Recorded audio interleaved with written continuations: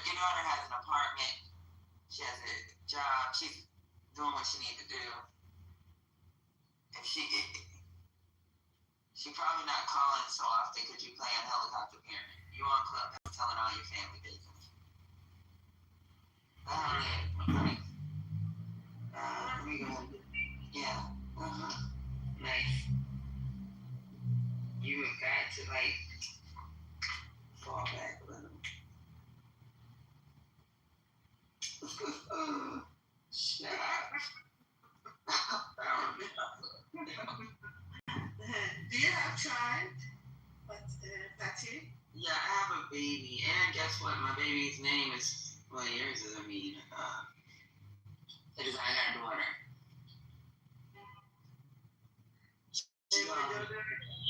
My daughter had 27 years old, but I think she's really young. She's trying as the other mother. You know me. I called her every day when I was 27 and I was 4. So trust me, you need to follow that. Alright, let me go ahead and play this clip. No more. Let's talk about the news. Let's talk about something else, okay? Stop worrying about your baby. She gonna reach out to you. Your baby gonna be fine. Okay, so we have a clip, and it says, I try to listen to it. There's a lot going on the stage. No, I'm just kidding. And it says Barack Obama to be arrested. I don't know what this is talking about, but it does have Caroline up here. Let me play this with her.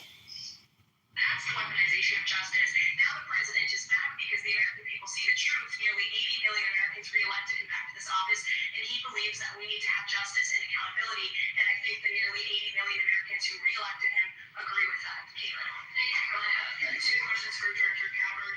Just on this, Director Coward, you referenced the past intelligence reports and assessments on this, including that 2017 one that was signed off as noted by every Republican on the Senate Intelligence Committee, including the acting chair at the time, now Secretary of State Marco Rubio, who said in a statement that they did not find any evidence of Russian collusion, but they did find, however, is very troubling, and they found irrefutable evidence of Russian meddling. One, are you saying that he's wrong in that statement that he made then? And secondly, what would you say to people who believe that you're only releasing these documents now to improve your standing with the president? He said that your intelligence assessments were wrong. First, I want to correct something that you stated, which was citing the Senate Intelligence Committee's report as being one and the same. I think you said the Intelligence Committee. The Intelligence Committee is a very different function than the Office of the Director of National Intelligence. The evidence and the intelligence that has been declassified and released is irrefutable. I'm going to let Caroline speak to Secretary Rubio. I'll speak to both questions. First, on Secretary Rubio, he put out a statement in 2020 following that Senate Intelligence Committee report, and he said what they found is troubling. We found irrefutable evidence of Russian meddling, which the Director of National Intelligence just confirmed for all of you that Russia was trying to sow distrust and chaos. But what's the outrage in this, that Secretary Rubio did not say at the time, the Democrats were saying at the time, is the fact that the intelligence community was concocting this narrative that the president colluded with the Russians, that the president's son was holding secret meetings with the Russians. All of these lies that were never true. And he also said at that time, we discovered deeply troubling actions taken by the FBI under Comey, particularly their acceptance and willingness to rely on the Steele dossier without verifying its methodology or sourcing. The Steele dossier that many outlets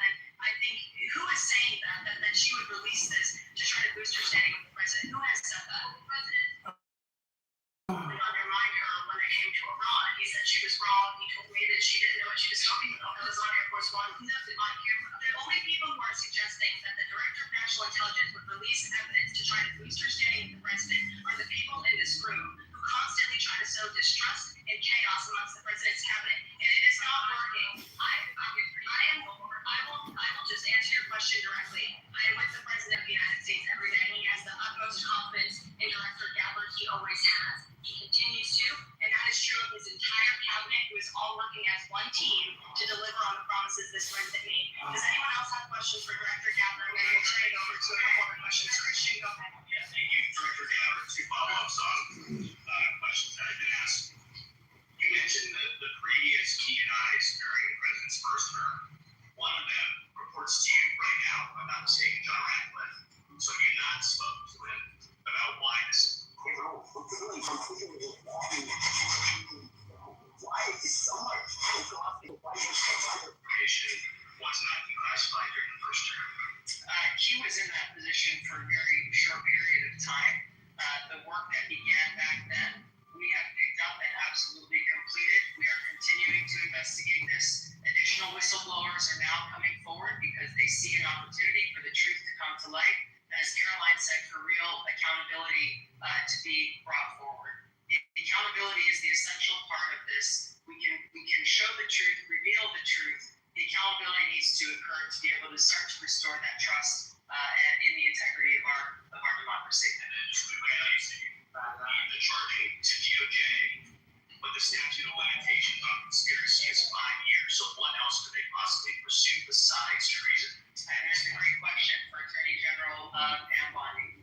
We're providing all of the evidence, all of the intelligence that we have, both redacted and unredacted versions, referring it to the Department of Justice and the FBI. We'll take one more, Charlie. Go ahead.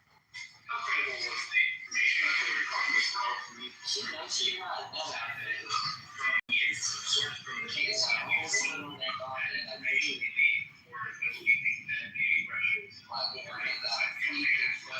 I've seen is what the intelligence committee have reported through their investigation. I think that the underlying point there is that we understand from intelligence what Russia said that they had. And the important point here is that if they were trying to influence the election, as President Obama and James Clapper and John Brennan, everybody said they were doing in order to support Donald Trump's election, they would have released the most damning of that information, some of which I detailed here. You'll find the rest in the report, prior to the election to help Donald Trump win. They specifically withheld what they had on her, the most damning information, because they thought that she would win the election. They had plans to release it just prior to her inauguration to, again, so discord and chaos in America. If I may, on Jeffrey Epstein, can you prove out that he was connected in some way to any kind of intelligence, either foreign or domestic? I haven't seen any evidence or information that reflects that. If anything comes before me that changes that in any way, support the president's statement loud and clear. If any credible evidence comes forward, he wants the American people to see it. Thank you. Director Gabber, we thank you for your time today. I know you're a busy woman, so we'll let you get out of here. Thank you so much. My dear friend, I know there's many issues going on.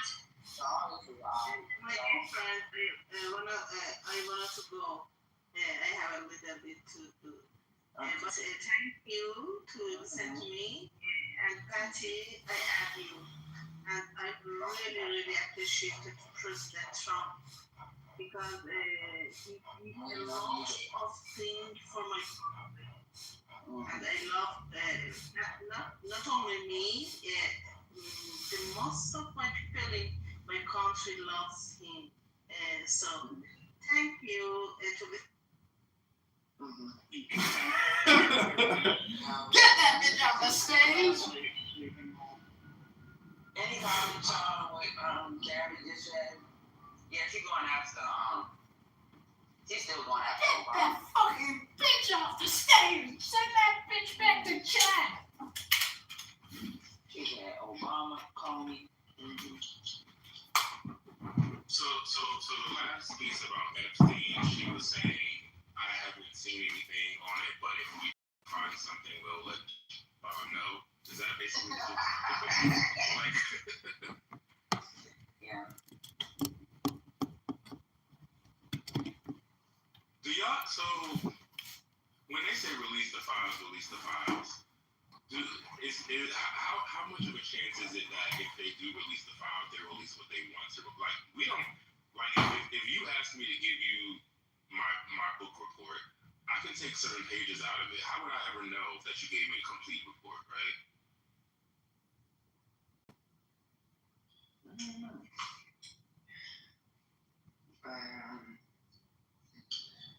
That's what they gonna do. We already know it. I think eventually we're gonna see some things, but I think that they're making sure that, because like you have forensic analysts and shit like that, that could be like, oh, something's missing here, or something's wrong, something doesn't go together. But I think that they're making sure that what they release looks right. You know what, though? Democrats and the Democrats are president because they're all about. They're not going to release it. They wouldn't release it. Wait, you're saying? Wait, you see something? Democrats would really release it. I think they're saying, yeah, release it, just do it against the other party. But Obama didn't release it. It had to take a court injunction for the court to say, hey, we're gonna these files need to be released to help support these cases, some of these cases. Like, they play by rules. Oh, they've been asking about Epstein since Obama? So, remember, the only reason why the flight logs got released, or the Black Book got released, was because of those cases by those ladies. If it wasn't for those cases, like, let me tell you something. Democrats always try to do the right thing. They try to follow the law. They're not trying to release no extra shit. Even if Trump's name was in it. He was not charged. They're not going to fucking release those. You know what I'm saying? Unless he got charged or somebody got charged and they have to do with the case, they're going to do it the right way. You know, they always try to do that thing. I don't know what you making to drink, but it sure be something good. Sound like some good old southern sweet tea or something. I don't know. I just hear the ice clumping and. Come on. You know, like that. No, shit. That's what I But you get a hot toddy. Shit. I got some pineapple, cucumber, celery, kale, and zinc drink. I got a whole bunch of them. Those Natalie's. And I think I'm losing weight because my stomach is sunken in. Okay, damn. I can see like the bottom of my rib cage. Cause I lose a lot of weight when I freaking get sick. And I be eating. I don't think I eat enough. Oh, we know that.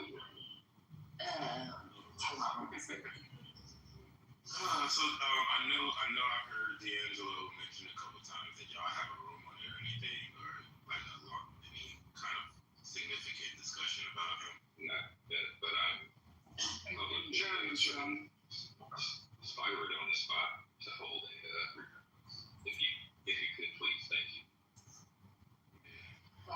That damn pancreatic cancer is no. My line brother passed away from that, and it was quick, a year and a half. Like by the time because that's not one of the cancers that they normally test for, and by the time you know it, it's generally stage 3, stage 4 too. That's sad.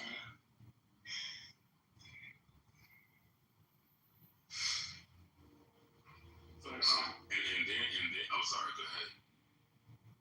No, I'm so proud of Lou. And then their son, right, to lose both your parents within the same year, a few months away from each other. I just was like, wow. Yeah, that's crazy. That's really weird. And obviously, there's been a lot of stuff brought back up. So, because D'Angelo has not been very public in the past several years. But I didn't know that he went through like body dysmorphia and depression based on that video that everybody knows him for.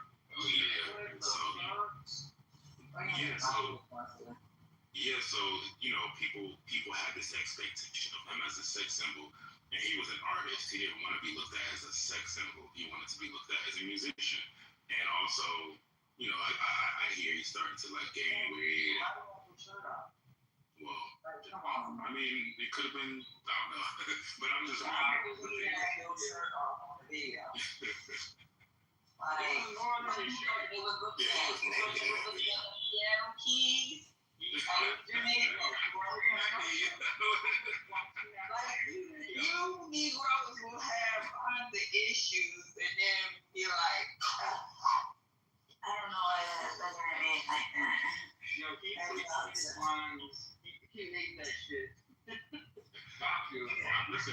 I'm just telling y'all what I'm saying. I take it to my piano kid, y'all, even though I don't have no shirt on.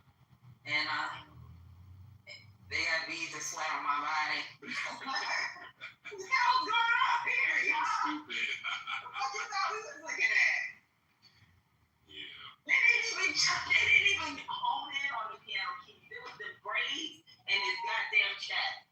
It didn't make any sense, bro. But I mean, I was also like he was on the red carpet at like one of the award shows. Wait, don't forget the arms. Don't forget the arms. The arms. Yes. The arms. And wait a minute, hold up. The hip thrust right there, you know, like the indentation. Oh my God. Y'all are savage. Okay, I'm sorry. But he didn't want to be golfed after, right? See? Ryan, don't be me. He was on stage in a wife beater. Well, Oh, when yeah. I was about to say he was on this red carpet and he had on a jacket and he had on no shirt on and the jacket was open. And Cisco was trying to talk to him and Beyonce, when she was like early Beyonce, like Bills, Beyonce, came up and like snatched him away from Cisco and was like, "Ooh, this man is so sexy, da da da da." And he was so they was like flirting back and forth. And Cisco was like, "Oh, let me move out the way, y'all. I think they need to get a room or something like that." So it was all sex around him, and I don't know.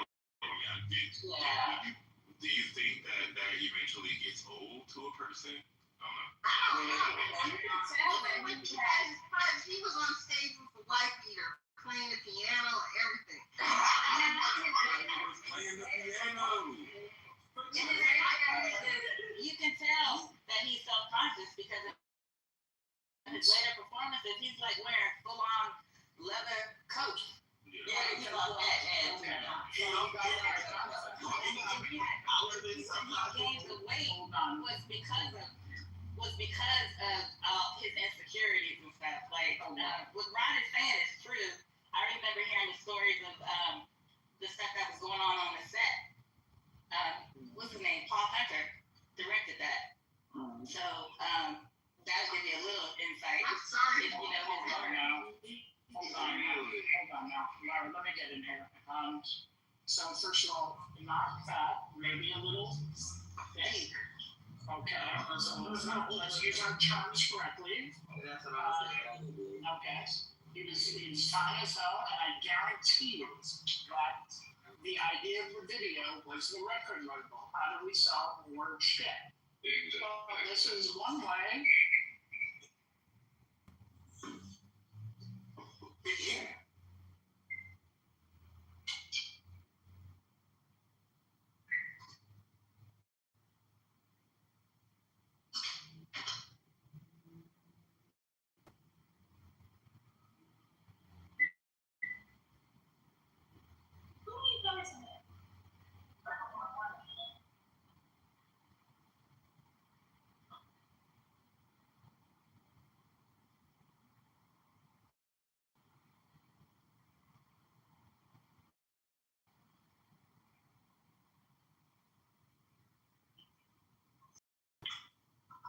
You're just going about your business, focusing on your art.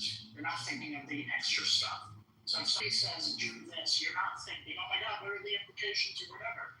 You're just doing it because maybe it's not that big of a deal at the time. And that's it. You're focusing on your art.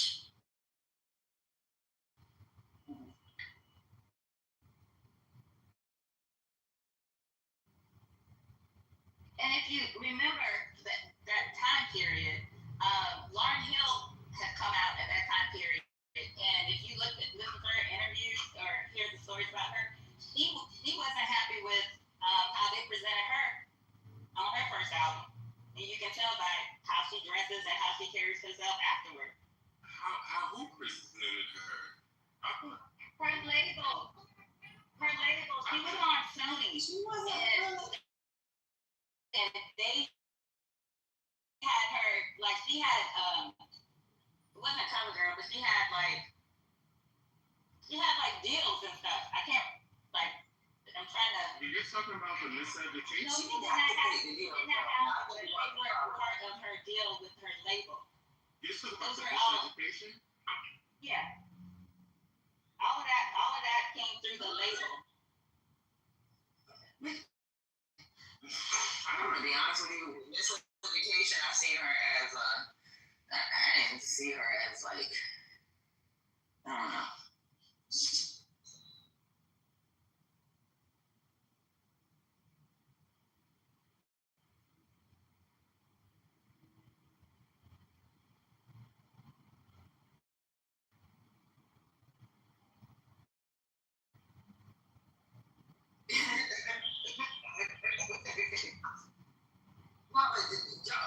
Hey, Jonice know what she's talking about. It's just weird. You know what I'm saying? It's just weird. The thing that you.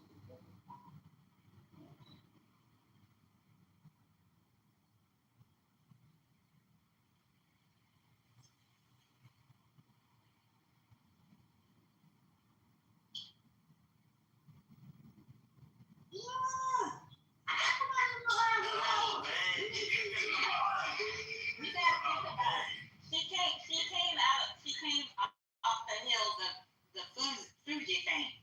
And Sony wanted someone that was going to cross over. Like they basically marketed her crossover. And that's not what she wanted. Crossover into what? She wasn't no Crossover into mainstream. She had Levi deals, she had makeup deals, like they put her out there in a way, like the machine really went behind her, and all of the stuff that she did, that wasn't really what she felt like how she wanted to present herself as artist. Right, and then she already had a movie, right? You know, so she was known. People knew her face. She was on TV shows. I believe A Different World, and I'm trying to think what else she was. But she had cameos on different things. She had a couple movies, right? Yeah, they put that whole machine behind her. She wasn't with the little label. She had the Sony machine behind her. Right. So again, what was the issue that you're saying that she had? She had a different vision for how she wanted to come out as the artist on her debut album. That entire neo soul genre was about music. Like a lot, like I could see this for a lot of those artists. You know, we could sit here and talk about Joe Scott, right, being taken off the songs because they didn't want her in the video. Yeah, they didn't know what to do with that. Unless you know that genre was just being created. They didn't know what to do and where to put them. Like, you got to think back then, they didn't even have a lot of room on like the Billboard charts. Like, and was it Behind the Records and I'm trying to think of all of the trades that were out at that time. That was so new. They didn't like how she wanted to present herself. She wanted to come out more like what a neo soul artist would be considered. But that wasn't neo soul. But that was her vibe. That's what she wanted to come out as. Exactly. And I that's thought not. you just said she wanted to be seen as a rapper. No, I'm talking about in terms of like her style. Like I'm talking getting about the something aesthetic. in there where she talked about the public illusion. Like there was an illusion that she would look a certain type of way, and she felt like she faced intense expectations from the public and a lot of scrutiny. So I don't know. Yeah, she was doing a lot of stuff. I know this much. In this day and age, you either come out as independent and do what you want, or you get behind a machine and you pay your debt to the machine, and once you're free of that, then you do what you want. Well, it's worse now though because the 360 deal means that Nobody's questioning you, Jonice. But I'm gonna be honest with you. I don't know what the hell happened behind the scenes. We find out later on some when High Five went and killed his wife. So like we don't know what goes on behind the scenes. They just gotta make it vocal. And High Five used to be my group. Never gonna let you go. That is the worst thing I've ever made in my life. I was like, Yeah, that one was tragic. Wacko, it's wacko. What else? Can I Y'all gotta look that episode up on YouTube. That shit crazy. All them boys is outside. Well, I think it's only like one that's okay. Is it bad that I just found out last night that Tony died? Who? dude from 2020 Tone died, and I just found out last night. Earlier this year. Can I get in here? No, because it was about Yeah. Go ahead, Brian. Get in there. Get in there. Yeah, I just like maybe this is me as a guy. Yeah, I hear, but can we stop for a minute and like we blew right past D'Angelo into Lauren Hill and Into our and now into yeah, and I'm like, listen, and I get he was an artist, and like that doesn't negate how him showing off his abs and arms. It doesn't. I feel like the conversation just blew right past real insecurities that men have, regardless of if they are a celebrity like him. I've seen the interviews and read the articles in the source and other book about that experience for him. That it was really traumatic. Yes, he did put his abs out there or whatever, but no, it's not in the industry. But seeing how these music companies can say, hey, show them more, you got the look, you got the body, you got the abs, come on. And it went far past probably what he thought. And it just grinds my gears that he went right past, regardless of whether he was a part of that or not, but going past the impact of that, the trauma of that. And that's the one thing that really pisses me off. Because when black men speak up about things that they're going through, they get shit. And then that makes black men and men in general not want to come out and share that stuff. Instead of saying, you know what? Okay, I hear you. And I've heard clap out, and not in here, but over the years, especially during that time and age, when this kind of has been a shocker for me. I'm older than this guy. And I remember that period of time when he dropped that out, was his first album, and rocking with him. I remember seeing him in concert live here in Detroit at Shane Park. I mean, like let's just, I don't know, like one is the health. Pancreatic cancer is real, and that shit is diabolical. Fucking cancer. There needs to be a whole conversation on that. And then, in my opinion, that could roll into how a lot of men, and maybe specifically black men, don't go to their doctors. If it wasn't for my mother forcing me to go in my 20s for I battled fucking breast cancer, I wouldn't be here.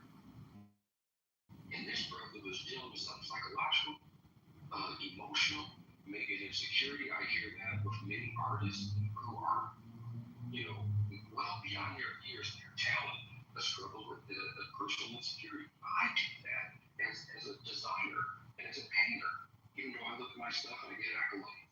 But let's not blow past the fact that this brother, one, regardless of how women drool over his body, he internally was uncomfortable with that. I don't know if it's music companies or whatever.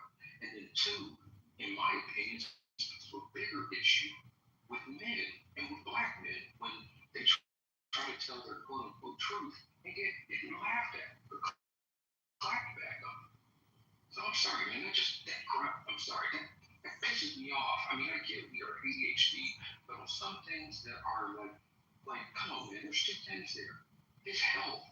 His children, and especially his son that he shared with Angie Stone, like you guys said, this young cat lost both parents in less than a year. I'm thankful I still have both my parents who were up there in age. I don't know how any of us would deal with that. And then the emotional and the physical, the emotional and psychological of what he must have been going through. Have a little fucking empathy.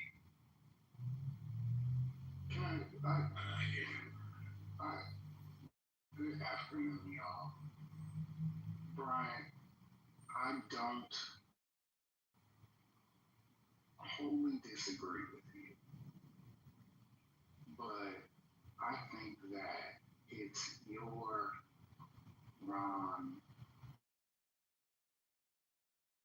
ability to have conversations outside of, can y'all hear me? I got, okay. To be having these conversations outside of when a celebrity dies and shit comes out about them, right? You having these conversations at the barbershop, you having these conversations with your bros, you having these conversations when niggas are together playing football. Like, when are we, because I get that we get tired of the ignoring our stuff, or black man comes out and then he's ridiculed. But we ain't never having the conversations until Tyrese is crying on the fucking internet. We ain't never having the conversations about health and the shit that we are hiding until we find out Chadwick was dealing with cancer for a year and decided to, keep that between him and his family, while we proverbially made, we are never having the conversations in some serious pause type way, right? Suspending the moment, that we should be having a conversation about me going to the doctor. Like, I get that we hate that other people shit on us, but we ain't, like, where are we showing up for ourselves? And so my response to you is not so much as a pushback as it is a call for introspection into how we handle our own issues that are serious to us. Because quite frankly, what is serious to black men? Like, what do we take seriously? Because the shit that we hear is we take the gender war seriously. We take the pretending and bullshit seriously. Because that's what eats up all the airtime, all the internet chatter, and how many people have known about even this conversation about D'Angelo's insecurities about his body after doing the "How Does It Feel" video. Because we ain't talking about. Multiple times in situations. Can I get? I want to respond directly. Multiple times in situations where I have tried to. I don't want to moderate, but Corey said something to Brian. Can he say something like that? I thought he was speaking to everybody. No, because y'all. I hope y'all know by now. I rarely speak during the day, but Corey, bro, I wholeheartedly agree with you. I do. Maybe it's because I'll put myself on the guillotine. But I rarely partake in those, for myself, those gender war conversations. But for men, I know I'm thankful that I have a group of guys that we've been, like, I've known some of my dear friends for 40 years, some for 30 years, and in my core group of friends, we have conversations like this. When I shared years ago, like, my battles, like some of my boys, I think I've shared it here. Like, I made no bones about the fact that I almost took my life. A couple of years ago, I had everything set up. I had water for my dog for when the police came. And by the grace of God, one of my boys felt something different when we were on our group Zoom calls. And so that's been a pillar for me, is,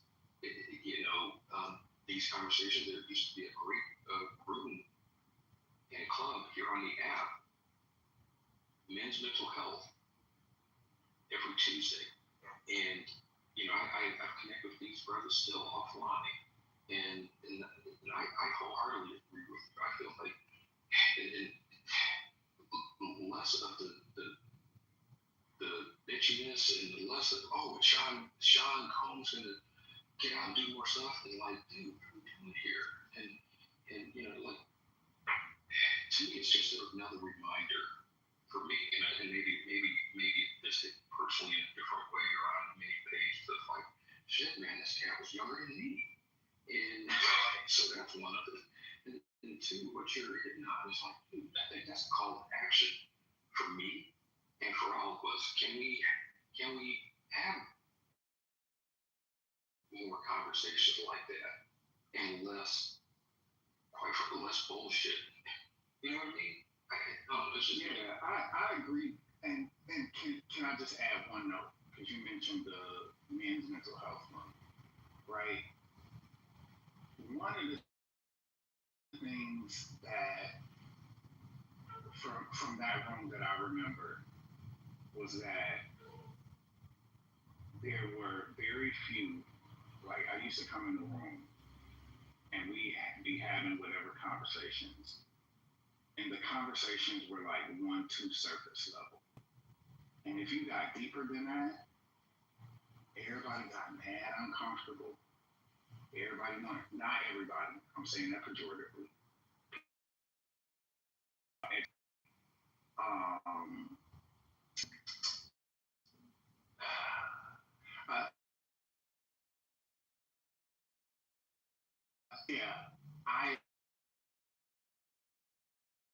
You gotta start somewhere, but you can't motherfucking stay there. Like where we start, cool, but we gotta do better, right? And one of the other things about that room was like the monolithic expectation for how men show up. I can go in the room and be cool. Ron can go in the room and be cool. Jess can go in the room and be cool. Because we are the straight, assumed, straight appearing black gay man. But anything left of our masculinity was not necessarily welcome in that space. And one of the things that we miss is our ability to talk through things because of how similar we want the people in the conversation about the thing to be to us.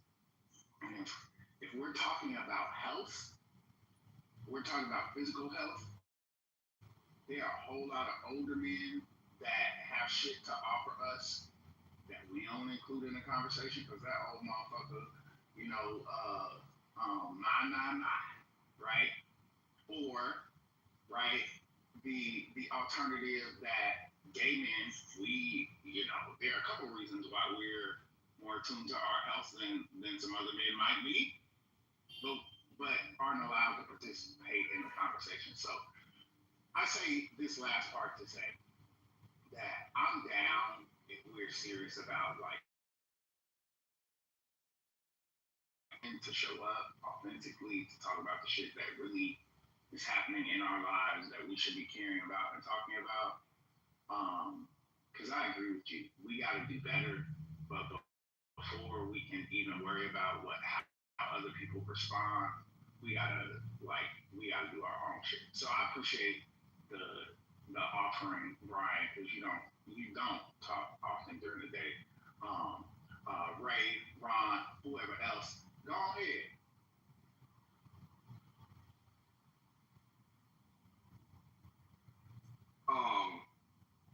I had to write it down so I didn't forget what I was trying to say. And Brian, I hope you know I wasn't trying to be disrespectful in any form or fashion. I was just going to personalize the story of like when I think the thing that a lot of us go through is when we try to speak of our health ailments. Like you feel like you're in a space where nobody want to hear it. I know Patty was so when I sit there before I sit there something I hadn't been to the doctor in 15 years. And then somebody came off like it was lame. I was your white fire kick your ass. I'm gonna just say this. I mean this from the bottom of my heart. We really do need to get, I would say, 2 checkups a year, especially when you get over a certain age. You gotta eat right and shit like that. Because that like really, and I'm not the only ones. None of my homeboys went through too. Is we both found out if we went to that shit took care of us, we probably wouldn't have made it another 2 or 3 years.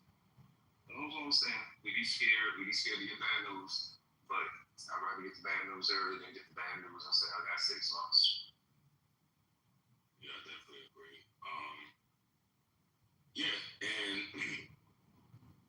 like Corey said, I mean, I'm not compared, but like as gay men, we kind of like go to the doctor more, like just because there's things out there to be worried about, and we make sure that we ain't got nothing going on like that. I wanted to say to Corey though, because you were saying something about we don't do this in barbershops. We don't, this is the first time that we've heard a call in about men's health like this in a long time, but here it is. And I just wanted to make sure to give Brian his props on the call in, because yes, it doesn't happen often, but it's happening right now, right? So I think that's important. And, let's do tomorrow. What happened to y'all's club? Y'all's house? Then y'all have a house. Men are not consistent.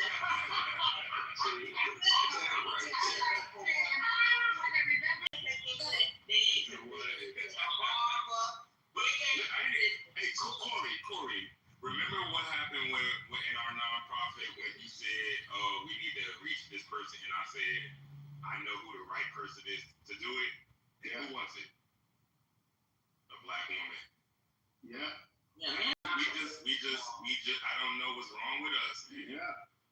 You notice like all of the women up here, even you yourself, we fucking work, we have a job, we fucking open these regular. I've been sick the last fucking week. We open the room, we may not be able to speak all the time because we're working, but we depend on everybody else to fucking carry the conversation just so the room can run. That's what women do. Like, we make shit happen. Men are not consistent. They can't be consistent. You're right. They fight game, they can't be consistent.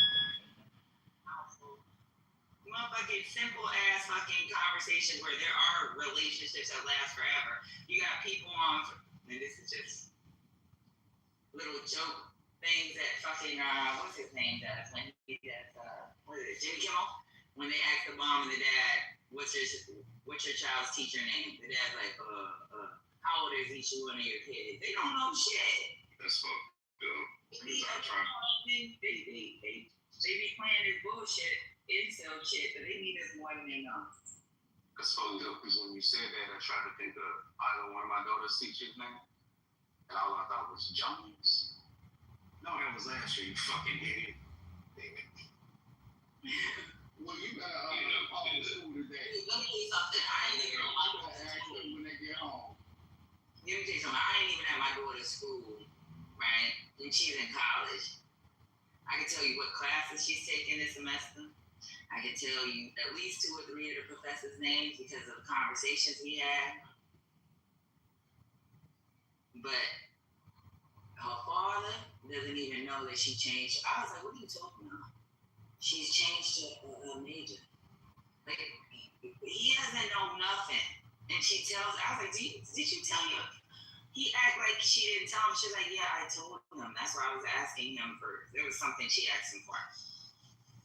She had to call me. But this is a shit. Y'all men, boy. I mean, Well, wait a minute.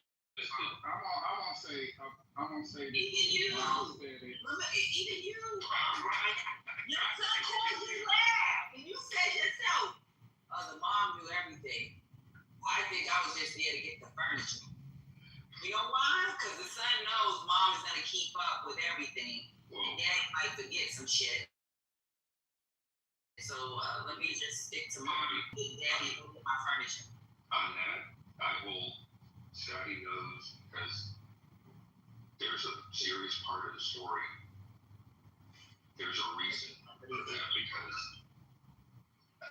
the history with my oldest, my middle son, it's by the grace of God that we're talking again. So I'll just leave it there. That really hurts me. I'm sorry, babe. It was.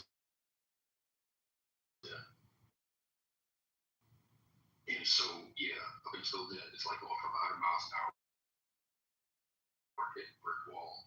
Years, hell or high water, I drove every year back to Indiana and Michigan to see all my sons, regardless. There's fucking blizzards. I slept in my car just to save money at the hotel for one night. So to go from all of that and finally move back here and going through the shit that I've gone through, it contributed. They decided to cut me off. That cut me like no man. And so I don't know about all. I try to stay away from generalizations and everyone and all. Part of my mental health, and I will say what I felt like that room, that space that was created, wasn't being productive and inclusive. Like even crapping on the LGBTQ plus members of the community, partly for me, and partly like my mental health, mental and emotional health. That was part of my recovery plan, which I still enact to this day. I had to, and so for me, D'Angelo, and bringing back to D'Angelo's death, sadly, from pancreatic cancer, I didn't go to that. I had 3-year death experience by like breast cancer in my 20s, getting hit by a fucking drunk driver in my 30s, which damn near ended my career, surviving a direct hit tornado, a category 4 here, and on top of all of that, yeah, I can tell you every one of my sons, teachers, I can tell you medications that my I believe you. I'm not saying it's you individually, but you know the majority of men are not listening when it comes to it. It's like the original role is for the woman to know everything and make sure they keep up with every fucking aspect of life. On top of that, we're fucking working. We're paying the bills. And you know that, right? I'm not saying it's you. I'm just saying it's the majority. I'm not making it every man. It just pains me when I hear there are men out there like that because it's single black man. Any woman in here that's married, she can probably say that she's the one that fucking takes care of everything. Y'all don't understand how many roles we have as women. And I'm telling you, even with the friends that I have, like my mom, let me tell you so crazy. My dad's retired. Okay? My mom is freaking still working because she has her restaurants. Now, every now and then, my dad might pop up to help her out with certain things when it comes to restaurants, but he's retired. And you know what? She still makes sure he eats something before she walks out the house. Do you know when I go home to visit, instead of her, like, my mom, at night, when she comes back from that restaurant, she's the one that taught me crock pot shit so you can have some food when you come home from work. She crock pots it. My mom went out of town. She went to Dubai. You know what she did? She fucking froze a whole bunch of meals and put it in the freezer so my dad just take them out and fucking heat them up. Like, it's not that he's incompetent. It's not that he doesn't know how to cook. It's because it's a whole bunch of jobs. That's part of the job that she's been doing because she's just been doing it so goddamn long. And a lot of women do that. And it's an expectation sometimes just for, shit, my daughter come home and be like, what you cooking? Motherfucker, you ain't been home for fucking 6 months and you think I'm supposed to jump about. But I don't say that to her. I'll be happy she's home. I'll cook her favorite thing. I know the day she's coming home. If she's coming home on the weekend, I'll fucking go to the grocery store and look for everything that she wants that's her favorite. Her dad don't do that. You know, he really take out to eat. So like for us, and then he don't even know what her favorite meals is half the time. You know what I'm saying? So it's not. I'm not putting that the onus all on you. I'm just saying this is a majority of men. This is I will say this, and I'm right outside of that generation, but millennial men, black men, I should say, millennial black men are doing a phenomenal job. I think that there's a lot more, I'm sure the internet technology helps too, but there's a lot more groups, there's a lot more social media connections, a lot more involvement in all types of areas, different levels, from the Jack and Jill level to the D9 to the just parenting black men's groups at schools. And I just think that that's a big difference, and I think we need to continue more of that. You think so? Because my baby daddy's a millennial, and so is all my friends. All my friends are millennials, and their husbands or boyfriends or baby daddies. Generally, Patty, I might agree with that. Just as an anecdote, like reflecting on my parenting and You my did. brother's parenting. We actually no. When you like, I got my son. And then you also are the one that's always planning. Because you were the one that said, "Hey, I'm doing this." I don't hear you saying that the other one is that's different.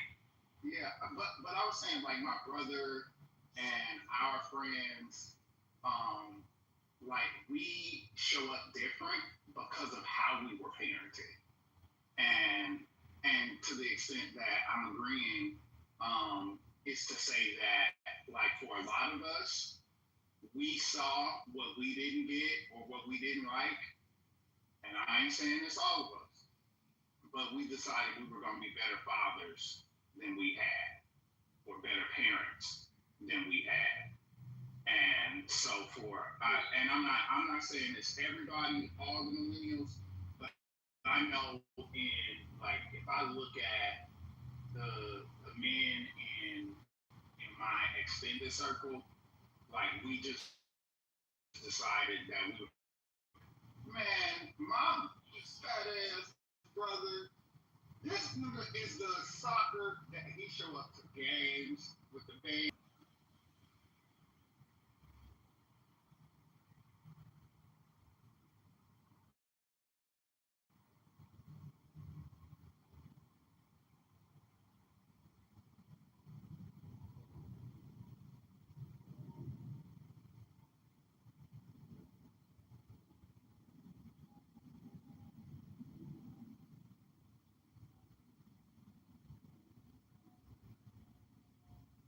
Wow. So could you imagine all these years she's the one that has been, she's like, yeah, when I had to take my kid, she's always talking about when she had to as a mother. Even when like and she wasn't a single mom. We all Oh no. I'm sorry. you hear a male every and that's her excuse for why she gotta make and carry too many fucking jobs.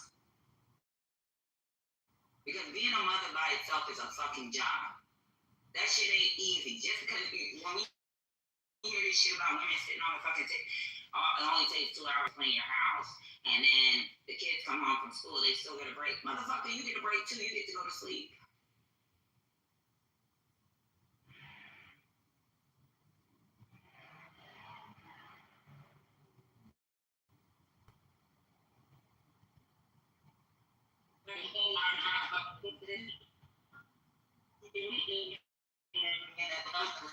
And there's times that we can't be consistent with the moment.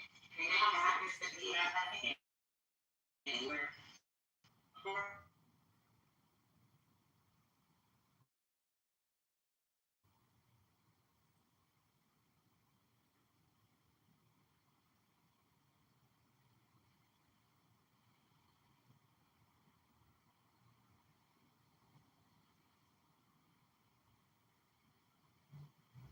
one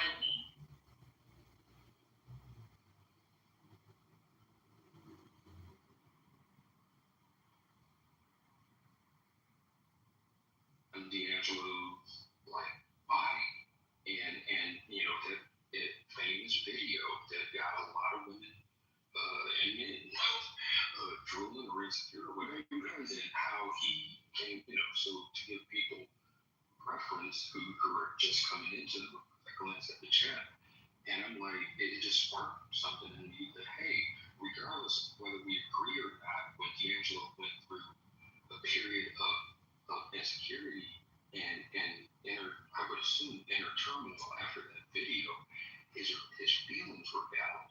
And it caused me a concern that we're glossing over whether life is fine or not. We're glossing that pancreatic cancer, period. It took him a And that got me thinking how men, most a lot of times, black men don't go to the doctors enough. And B, whatever we are going through, sometimes when we actually bring it out or communicate it, we are chastised or it's belittled, and it causes some to not share, especially if you're in a relationship. And Corey brought up how, why are we, in the generalization of we, I don't consider myself a part of that group that he shared, why are we as men having more conversations like that? And instead of these gender wars, that bullshit drives me up the wall. Well, then guess what? You should have been consistent in the room because damn well that we've even brought up after the room been done last week. What was it? 2 weeks ago, I said on a Sunday, I said, them men need to have a fucking room. We were sitting up on stage. What? So let me, like you, I am juggling, and I'm not putting, I understand, I will never, I try to stay away from absolutes. The only absolute that I know is death. But me saying never, I will never understand fully what it's like to be a single mom. I can empathize because as a single dad, working my time, I'm in a lot of spaces, I'm quiet, because if I'm working forward, then I can. So when I can, I will. But as I mentioned, part of my mental and emotional plan since my suicide attempt is not taking on more than I can bear and prioritizing myself. I hear you. I'm in those spaces. I get it. Well, can I offer something? Patty, can I offer something real quick? Because I hear Brian, I hear Patty. Can we, where Ron go? Okay. Y'all couldn't hold us. Y'all had 50 million men. Hold on, Corey. What's going on? You weren't here for this. So he's talking about, okay, he had to, you know what? There are times where I gotta take care of my mental, okay? And I'd be like, yo, I gotta come the fuck up off this space because these motherfuckers getting on my goddamn nerves. I might be up here, but you motherfuckers are in my goddamn purse. I don't hear y'all. I don't give a fuck about what y'all talking. Y'all getting on my goddamn nerves. So I just put it in my purse. But there's like, you guys have more than one fucking freaking mod. Just like even with Mel. Mel took a break, went to freaking DR, hung out with her family, took some beautiful pictures. Mel is gonna fucking chill. She don't want to hear what the fuck y'all talking about because there's like 50 million fucking people in here. That's modded. You know what she does? She goes to another room, get what they got going on, get the fuck off the app and finish cooking her dinner for her kids. That's what the fuck we do. You guys did not have 1 or 2 fucking mods. Y'all had many mods. And one mod is the only mod that disappeared. Y'all could have figured this shit out. Y'all are not consistent. Most men are not consistent. You talking about we need to talk about this shit. If you want to talk about it, y'all had a room. We were promoting y'all room. We were showing up in y'all room. So at least the people that may click on our profile when they go to their messages say, oh, they might have a political space. They at least can hear at least 5 minutes or a minute of the shit and say if they want to start, if they want to stay there, understand what the fuck's going on with y'all. That ain't happening. It's crazy when Lisa had to open a room for y'all one day and she was top left and had to drop herself. That's retarded. Why the fuck is a woman opening a male room and then we have to fucking put it at the top and that was the plan because you motherfuckers don't want to be on top? To my schedule, not only the work schedule, but the schedule of things that me and my spouse have designated responsibilities in the home.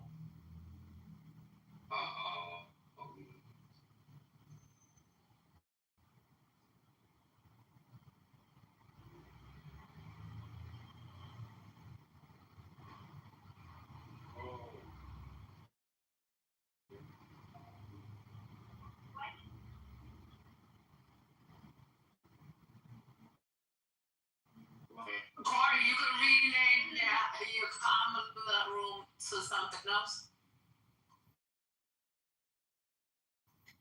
I would love to do that because We could.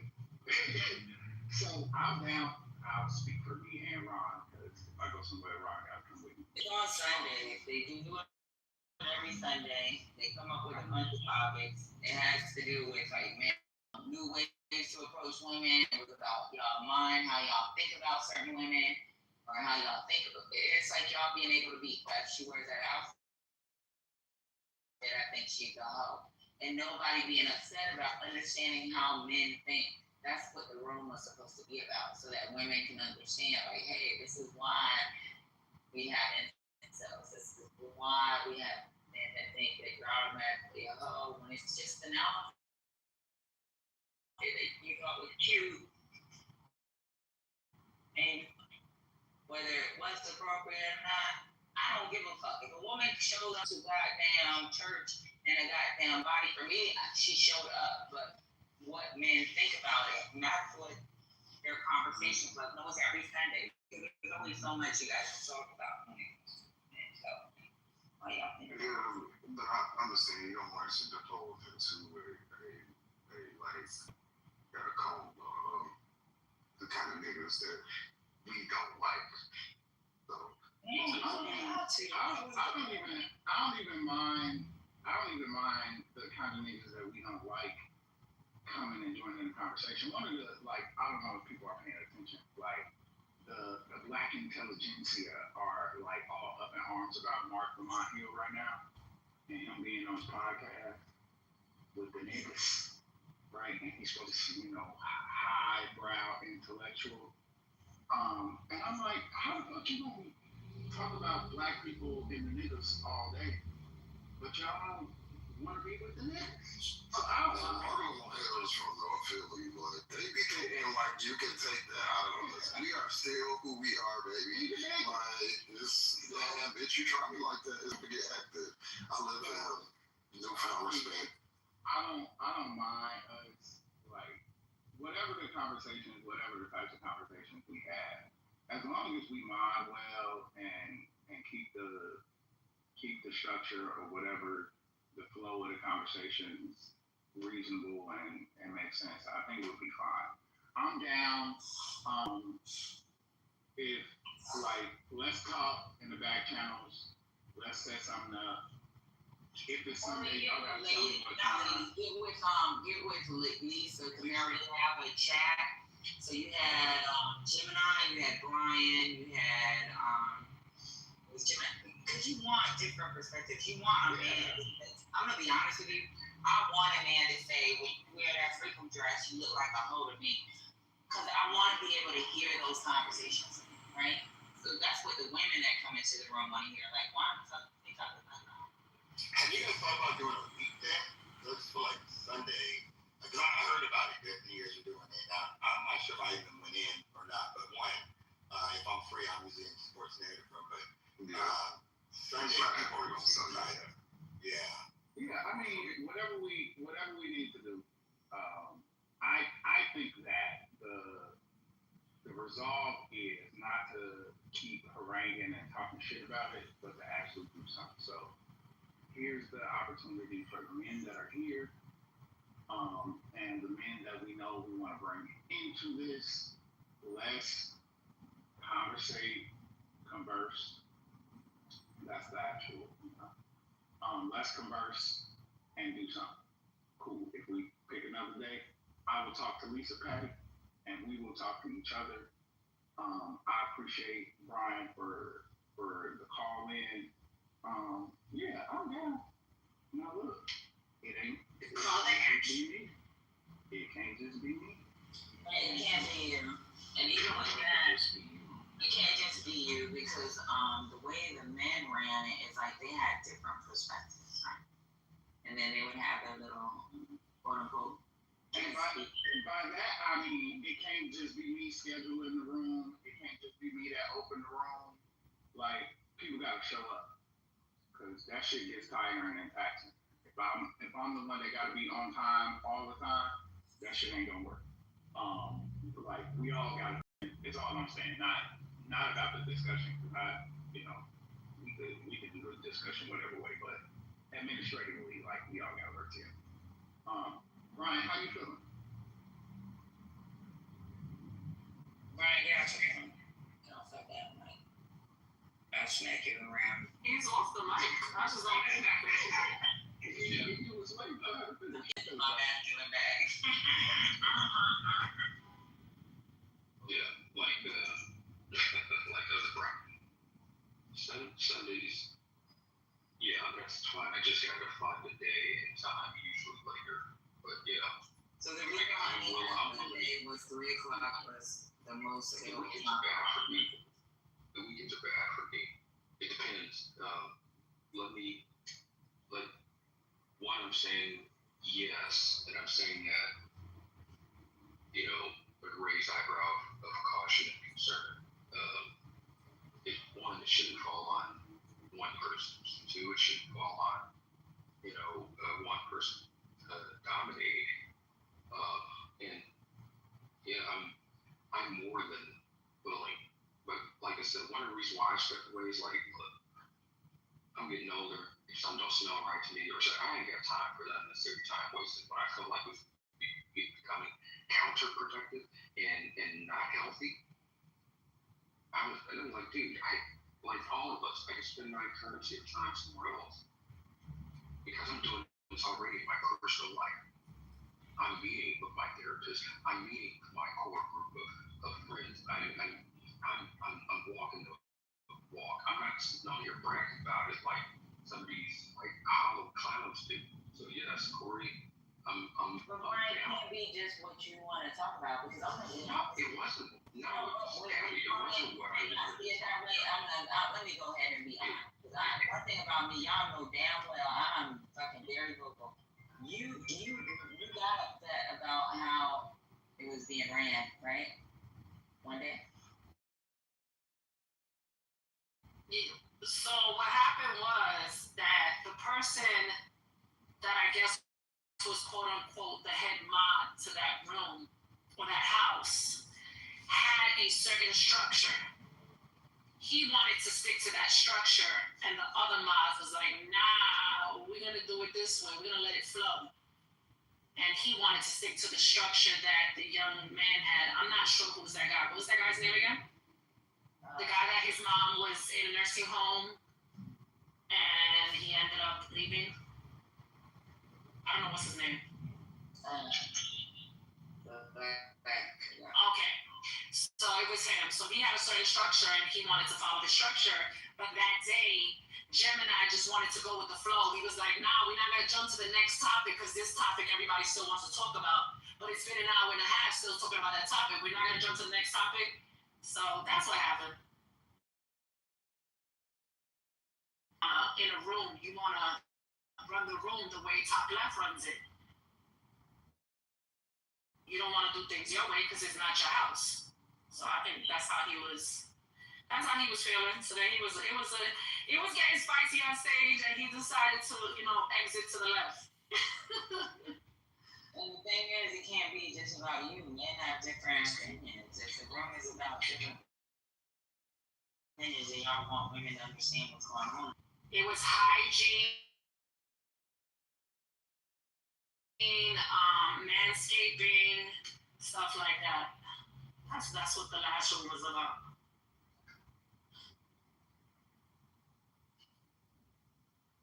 But you gotta think about women commenting, and I agree with him. They shouldn't have been at the time. It was supposed to be women comment after men have their conversations. It was like y'all having barbershop talk. Yeah, but then these two random chicks came and they were talking. I think me and Mel was only. Yeah, there was these two random girls I've never seen before. Yeah, me and Mel was bringing me, so you guys can bring people into the room. Lisa was bringing me, Lady was bringing me. Just stay on me. We was just like listening to y'all talk crazy. But if y'all allow, it's crazy, guys. But if y'all allow that, then that's on y'all. I ain't got shit to do. We stay quiet. Me and Mel stay quiet. Mel said some shit like y'all letting all the women talk shit. You might as well talk shit. When you said that, I was like, yeah. I said, why is the women speaking? Because I was like, let the man rock IG, it's their face, it's their this. Like, what the hell? Talking about I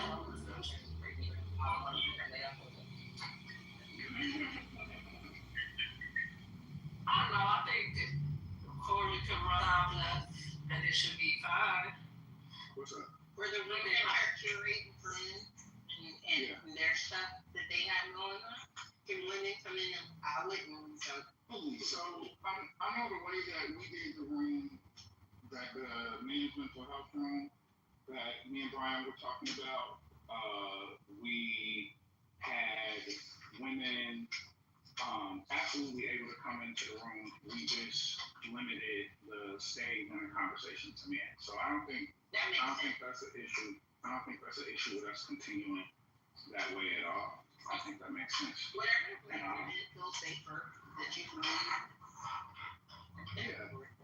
Yeah, we I think that guys are mature enough to be able to have conversations with, and we've done it the way that I'm describing, so I don't think it'll be an issue. Alright. And I think the reason why we chose Sunday, the majority of the men, we can do it room for, I think it was like roughly 1 or 2 hours because they had their football they needed to watch and shit. I don't know what the fuck was wrong. like after football. Yeah. So what I'll do is I'll just do a survey and figure out what days or times work best, and we'll go from there. You don't know, I be trying. And it helps us out too, because sometimes on Sunday we got shit to do. Yeah, I don't mind. Like, if it's on Sunday, it just has to, I have to know what time, and it be within my availability schedule, because I have obligations on Sunday. But we can do it. I'm down. I think we can do it. I just be hating to talk about stuff, and then we don't do shit. So, we good. Hold on, what you mean the network ain't connected? God damn. Okay. Alright, let me go home and post it. Alright, so let's get back to the conversation. Oh man, inconsistent. No, let's go back to let me see if I still got this video up. We were talking about this is actually, is it Democracy Now? I like Democracy Now. I know it sounds, and they are more left wing, so, but it isn't Democracy Now. I'm playing that's just a random. It's from ET Now. ET Now. So we're done sexualizing D'Angelo, and now we're back to politics. Somebody interrupted Brian when we were talking about something else to talk about D'Angelo, but yeah. Okay. So we're gonna go back to this. Unless y'all want to talk about D'Angelo, we can go ahead and talk about that. It's not a big deal to me. It wasn't just it. It was the This room is about us. It's about y'all. Whatever y'all want to talk about, we can go ahead and go into that conversation. Whether it interests me or not, it's not a big deal. Y'all show up. A lot of y'all show up, press, all the time, even if they're talking about freaking fucking reality TV. A lot of y'all show up and y'all like this. Well, I learned that D'Angelo has 3 kids. I thought he only had 1, but he had 3. Yeah, he has 2 sons, 1 daughter. I think we need to have some things that on the Learning Channel, TLC. No, like what is it? An intervention? What? Ooh, for several people, I think it like needs to be like a intervention room, maybe a private room. But I definitely think it needs to be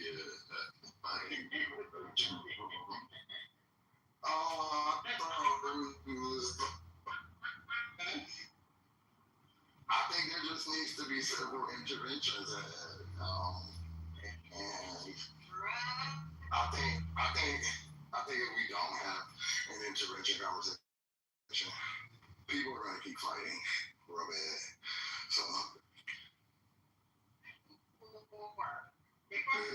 everybody for themselves for right.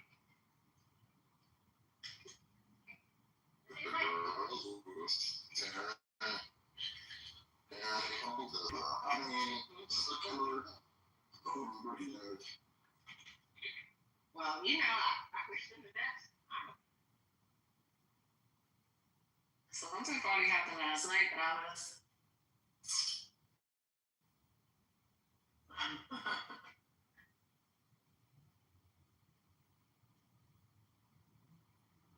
Oh no.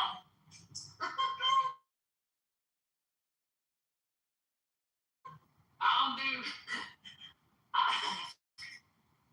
You got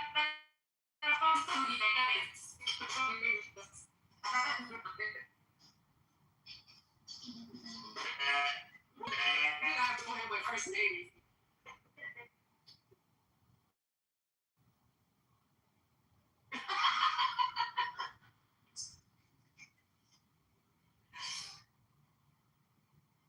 She just comes into a room and is like, what y'all gathering about now? What we here for? I think it's like We're here for you. I think all of us have different voices. Like Patty just want to talk about politics. Freaking Mel brings us up on entertainment. A lady tells us to chill the fuck out. I just want to talk about Dr. AC don't want to hear no bullshit. She just want to hear the facts. So it's like I think we all out. That's it. You know. And said it's what's going on with the reality TV and your taxes need to be paid. I have some friends. So I think we're all like, and then the men are here to like help us make sure this is from my pocket. So I think we're a good mix. Speaking of reality TV, Love is Blind has dropped some more episodes. I'll be watching them this very good old evening. You sound so much like Sherry. It's crazy to me. Does anybody else think that? Doesn't she sound like Boss Lady? She sounds No, she sounds like Sherry. maybe because we don't spend as much time with Sherry. She sounds like Boss Lady to you? Yeah. When she gets on stage, I gotta look down to be like, oh. Corey, you don't think she sounds like Sherry? I do. She sounds just like Sherry. Maybe because we don't spend that much time with Sherry. Yeah, wait till you have Sherry again. I'm probably like that. What, Sherry with the Idaho Maples? I sound like her. Wait a minute, she does sound like Sherry for a second. Yeah, she does. Empress? Yeah, you don't think so? Yeah, that's pretty No, I know Empress the second she opens her mouth. Yeah. I always think it's Sherry. It's nice to know that someone sounds like me. And y'all I don't think also she sounds like Cher. You don't think so, Dr. AJ? You know, we'll always have to look and be like, is that Sherry?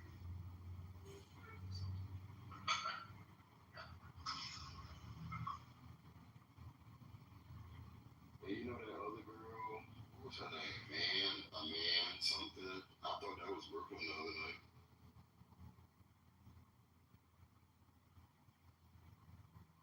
Who's a man? That was her name, a man builder or something like that. I never seen nothing. I don't know. That's too much for Like, I'm not fucking sound like that.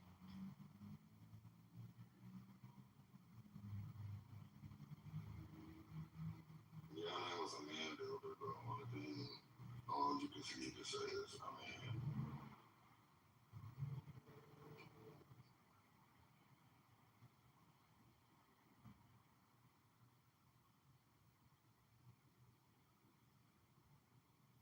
I know. Why were you guys speaking on D'Angelo? because he passed away. Oh no, besides that. He was sexy and he had some mental health issues after his first video when he was naked singing. So he had some issues after that. because he's being objectified, sexualized. He don't want to be put out there like that. My goddamn hairdresser is telling me to go pick up her daughter. Just it. I like being friendly with my hairdresser and my nail technician, but you know what, motherfucker, You need a line. you too. There needs to be a line. Passion is that. I'm purpose. Hold on now. She's like, can you pick up my baby? Are you gonna give me a free set? I want to say, do you get credit for that? You got the too nice thing, and you No. probably should. She's doing my read, but that free shit be on something. Let me take a picture. No, this is why. Or I got And this is why historically the health needed a different entrance. Yeah. Now, hold on, Scotty, that's a, now, hold on. Hold on, son. She's So you got some Marshall Abbey or Gildan? Wait, I don't know. Downtown Abbey on fucking TV. It just hit a little different. Scotty, we didn't think Downton Abbey first. I know. Yeah. I know you didn't. You know what he said? I was like, Downtown Abbey, PBS. We didn't think that first. When you get help, we think my old David. I was purposely treading that line, but knowing where it would ultimately be. Yeah, I'm a PBS fan, y'all. They get rid of PBS, I'm a cry. I used to wake up for Frontline. You do that for PBS? Please don't. Oh, I do. You know what? My mom has a million PBS t-shirts. When they used to have the little phone calls, she always donates to PBS because I grew up on PBS. You said your mom. Yeah, I do too. I don't give the biggest donations like she does. I might do $100 here or there when they used to have their phone calls. You act like you wasn't doing that. That's a lot. They still do their phone calls. Like we're trying So now, because I'm in the military, I do the CFC. We have our CFC funding, so I'll give X amount of dollars towards PBS, X amount of dollars towards Negro College Fund, and X amount of dollars towards the Urban League. So like, I do my donations. At least every year I do $1,000 worth of donations, and I try to split it up between the three. Now I give more to the Black community, even though people talk shit about NAACP and Urban League. I think people really don't know this. I don't care who founded what. Like they don't understand like the policies of the shit that they fight for. So. Maddie, have you ever been to Buffalo, China? No. It's an Asian soul food restaurant. I'm tired of that shit. Now I ain't gonna lie though. Asian do this for soul food. My mama. It's a husband and wife from Asian wife and a black husband. So that's how my mom learned how to cook my dad's food. Cause he don't like it. If my grandma, cause you know my grandma's at the end. My mom, one thing about my mom, she always sat in my grandma's face, even if she didn't like her at the time, and try to make sure that my dad got what she was. That food's so good. And my mom take her time with my dad's food. But our food, she be throwing shit. That shit that Mel be talking, sometimes I'll be like, I gotta cook 3 meals. I know my mom used to throw shit together for us and then everything be perfect for my dad. She'd be like, Daddy pay bills. That's how she's like, Daddy pay bills.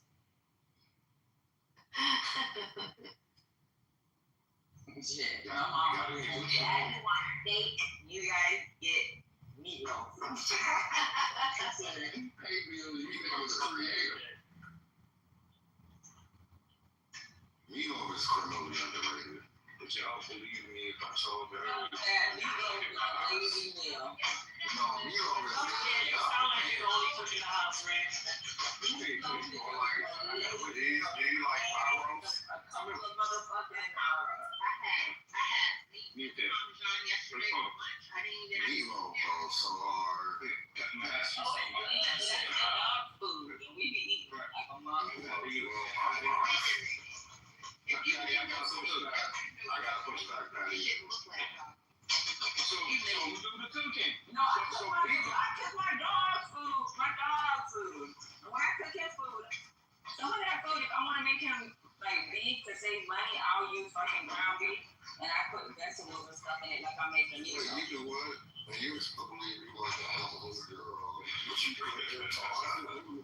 No, people treat your dog bad. When my friends over here, they be like, my dog is spoiled. On Sundays, I cook them food.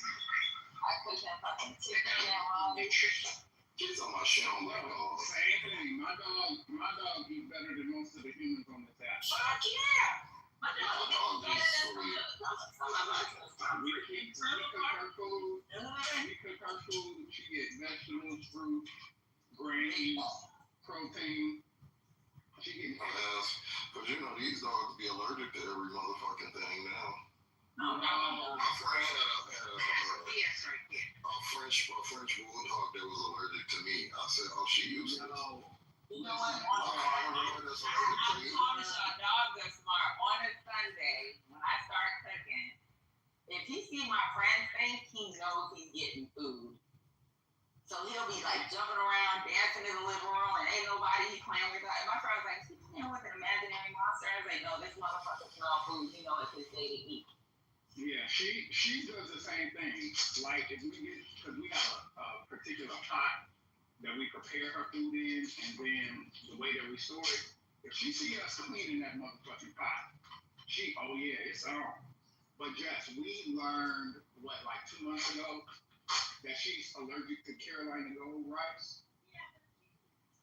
So what the fuck is going on with my dog? Never heard the good rice like that. What's up? Because it was on sale for a 20-pound bag. Yeah, that's a fact. We usually buy her brown rice, but it was on sale, and I didn't think there was a huge difference because Carolina Gold is technically white rice.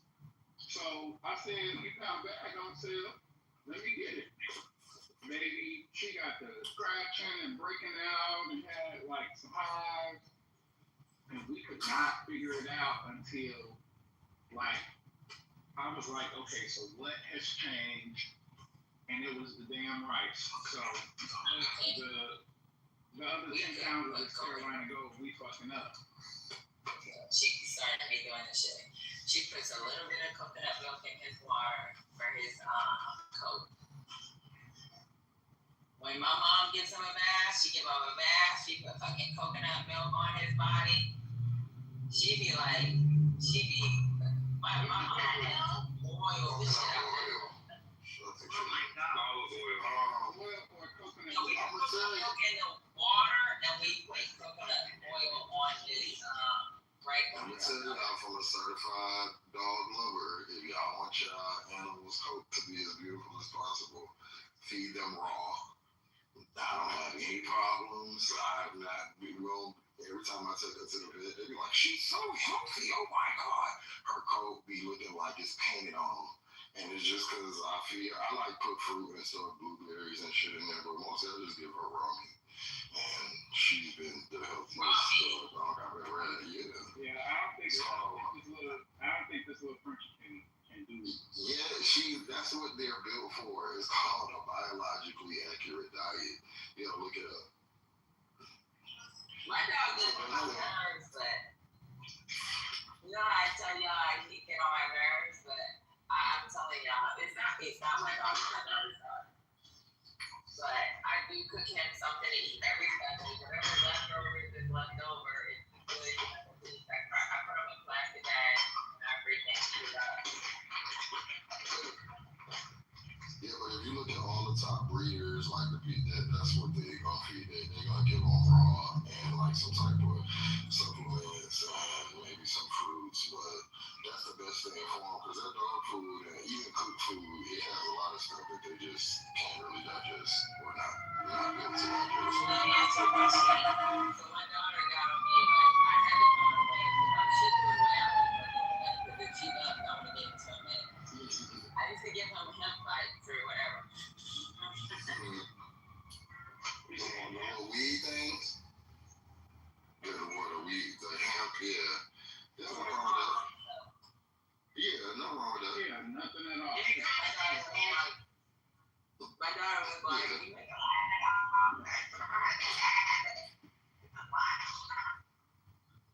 And later on, it helps, like, especially if you have an older dog with, like, pain management and shit like that. Yeah, their joints and stuff, yeah. Yeah. It's not like we smoke. It's like the THC is taken out, so it may calm them or something like that, but it ain't. They're not getting high. Hey everybody, I'm here. Hey. We was about to knock your pet. My dogs don't like Russell. Just I tried it. They rejected it every time. So. You gotta let them know. I'm sure you what to do. Oh, yeah. That food rejection shit, baby, listen. You know what my dog really loves? Do you know those little dental, they're little green, they're called Yes, yeah. He loves it, baby. Patty, with your dog's food, when you make the food, do your dog have bad breath? No, because we get his mouth clean. Oh, okay. We do it once a week. So I have the mobile come by. On Sundays, when I'm cleaning my refrigerator, the reason why y'all don't hear the dog is because the mobile comes by my house every week. And they clean his teeth, they clean his paws, all that shit. Not every week. Fucking every week. Atlanta, I pay for that shit weekly. That shit $100 and some dollars. I get my They saying the SCOTUS is hearing the Louisiana case right now. Sorry. Yeah, they are. Ooh. I mean, What's the Louisiana? based on their other, so initially the case came up where they threw out the congressional map because of the Voting Rights Act. Basically, Louisiana has 30% black people, but they only have 1 of 6 congressional districts. So based on I think it's Section 2 of the Voting Rights Act, people sued and they had to draw new maps. So the first time the Supreme Court heard the case, they sent it back, and they didn't overturn the ruling, so they had to draw a new map. They drew this new map, and they stretched the district from like 200 miles across the state of Louisiana and said, okay, well, we gave y'all 2 black districts, but the law requires that they be compact and concentrated. And so that 200-mile district that they drew was not compact or concentrated. So they sued again. You know, Texas is doing that right now with Austin. Yes. Texas went 300 miles out to, if anybody knows anything about Texas, Austin is by far the bluest city, and Dallas is blue, Houston's blue, we got it. But when it comes to Austin, they're like fucking blue as fuck. Them the fucking white liberals that motherfuckers be complaining about, like a bunch of fucking hippies live in Austin. How many congressional seats does Austin have? That Hard to look at it, but they took the districts in Austin and went 300 miles out. We had a conversation about this, like, this doesn't make any sense, but I see what the fuck they're doing. Yeah. Taking that much approval and they fucking making it part of that blue piece to create a district of fucking for red. And so they committee drew a new map for Louisiana, and they had to use it for one of their elections. But the case has gone back to the Supreme Court because they are now saying that racial consideration is unconstitutional, basically to strike down the rest of the Civil Rights Act. So that's what they're hearing. But they might be right, though. Well, the argument from the justices that dissented last time, Kavanaugh, I think, had the minority opinion dissent, where he said basically we can't keep considering race forever. How long does the Voting Rights Act need to stay in place? So that's the consideration that they're going to be discussing. If, in fact, Louisiana adhered to the law when they drew this ridiculous district, or or if the map that was submitted by the courts should be the one that's accepted. So we'll see. But Corey, we have to be honest.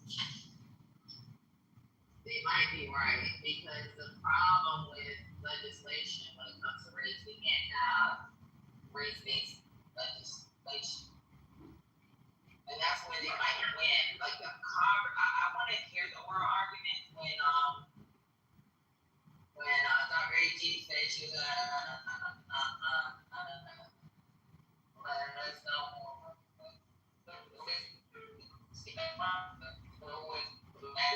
You're in the matrix, right? The problem is race when it comes to legislation. No legislation using that as an argument that may be a winning point for them, which is bullshit because red states, even though they don't have the majority of or any majority, because most of the time they're rural areas, and we have the population when it comes to equality into because they get to live amongst other people and learn and change their views. Like they might win this case. I'm gonna just be honest. I mean, I'm not. And we're gonna be mad, but this is the truth. Like there's civil rights. The reason why when people complain about white women being able to fucking take advantage of some of these civil rights,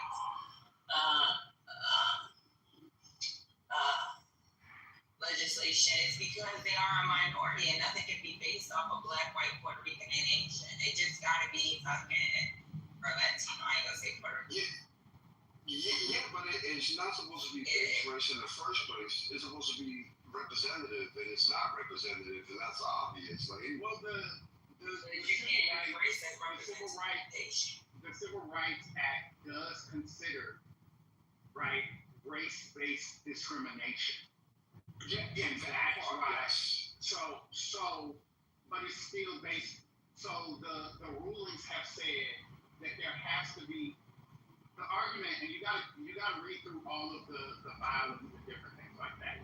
So the case that basically determined that there has to be majority minority districts is a case from the 80s, I believe, based on the Civil Rights Act. And they were saying that if there's a majority minority population, then that population deserves the right to be represented, right? And because that consideration is based on race, what people are arguing is that it is unconstitutional. Never mind that the reason it's being considered is because there was race-based discrimination. The Supreme Court majority, as it stands, is saying that that's antiquated. It does not matter anymore because that level of race-based discrimination does not exist. That's basically the argument, that it's antiquated. And so the people arguing against it have to demonstrate that it is not antiquated and that there's still race-based discrimination that goes on. I don't disagree with Patty that this court may in fact overturn it because John Roberts has been trying to overturn the entirety of the Civil Rights Act or the Voting Rights Act for as long as he's been on the Supreme Court.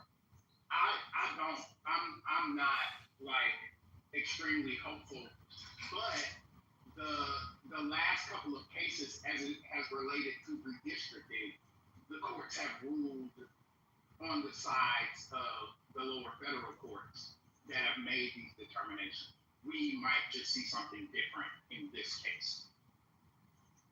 Okay, well, I mean, at the end of the day, then whoever's supposed to make the argument that, hey, look, we have a past, we have a history, we know what the maps look like before, throughout decades, right?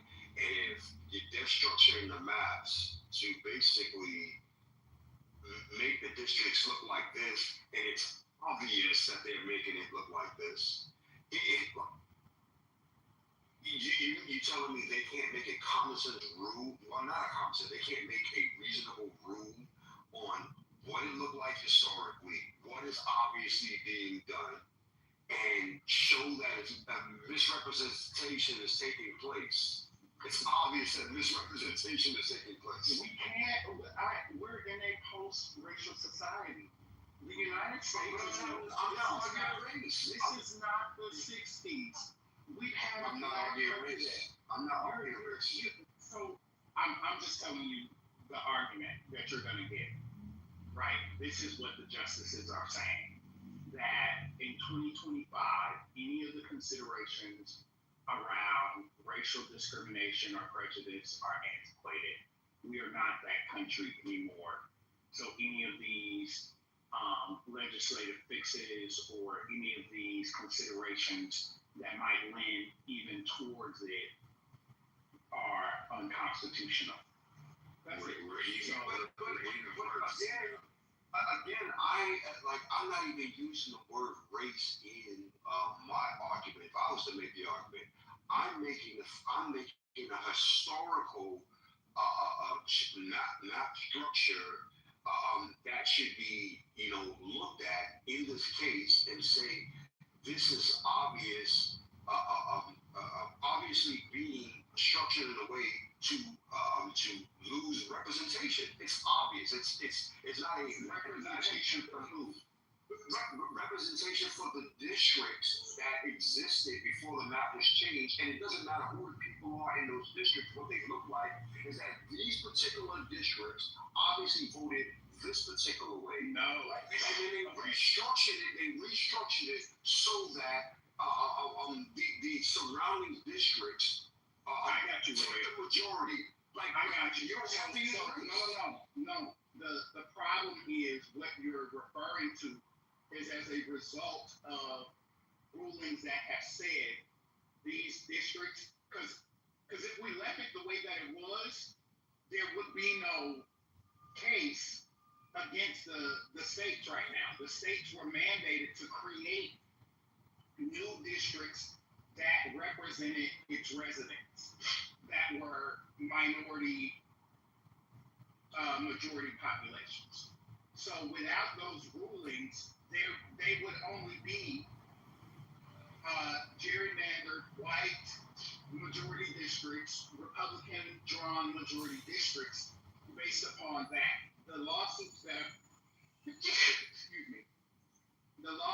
have come up have created the need for redrawn maps that are more representative. Okay? So without those rulings, the maps would not be representative. If we went back to the status quo would be disenfranchisement and a lack of proper representation for the populations. Except there have been court cases to come up and say that Black folk, Latino, etc., deserve representation. If we go back to the status quo, the legislatures could just draw the maps whatever way they wanted, and they could discriminate.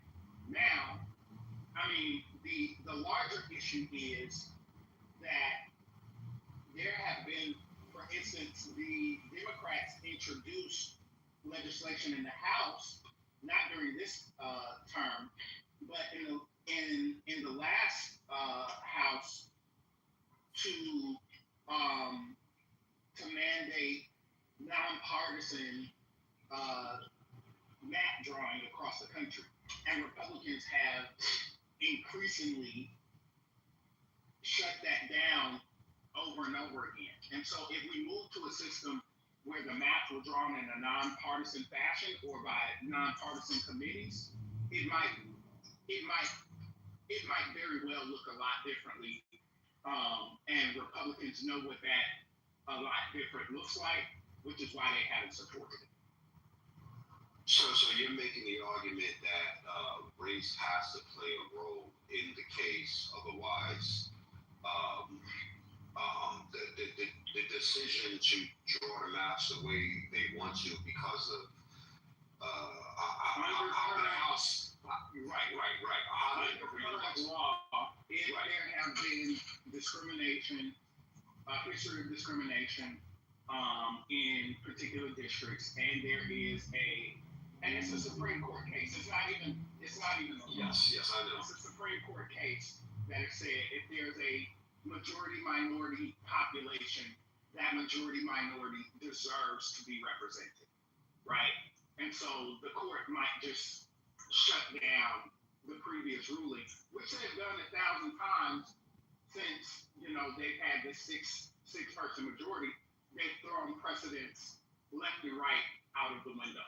And very well say that the court in the 80s, was that no, that wasn't the Ryan Quest court. Whichever court it was in the 80s was wrong and for that it's no longer appropriate to have those considerations. I believe it. So we'll see what happens, right? Yeah, we'll see what happens. I think that it's. I mean, aside from what the president was saying, we know that it's obvious that it's a bunch of bullshit. But okay. Can I just throw this in here? Journalists turn in press pass to protest against the new Pentagon rules. Apparently, Pete Hegseth took the stand earlier today and told the people down at the Pentagon there's some new rules on how y'all going to be doing this press. And the journalist said, screw you, you can take this press pass and keep it. Do you have is there a list of who has done it? Because only one so far. Okay. So for those of y'all that don't know, the Pentagon issued a new policy for the media that they mandated that they needed to sign an agreement that said that reporters would not use information that was not approved by the Pentagon.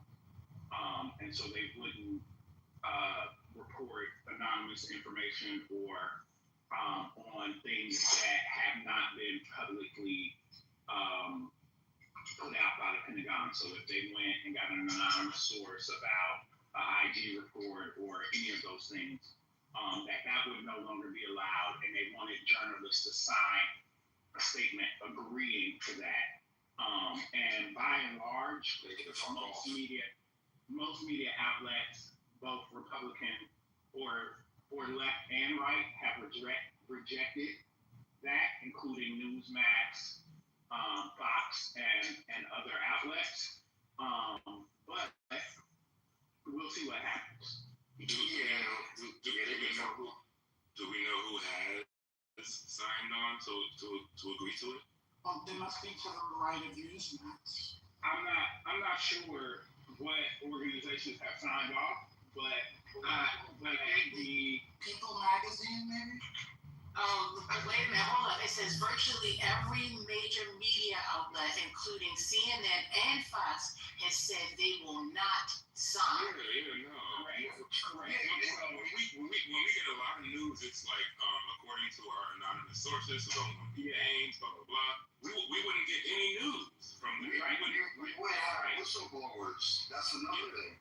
That's an obvious. So what kind of stuff are you doing that you trying to keep a secret? That's really exactly why you don't want news people reporting on you. And also, not only that, they restricted where reporters can go in the Pentagon. So generally, if you were a reporter, they have offices in the Pentagon, and if you are allowed in the Pentagon, period, you could go anywhere except for like clearance restricted areas. And so the new policy that they implemented restricts where reporters can actually go in the Pentagon.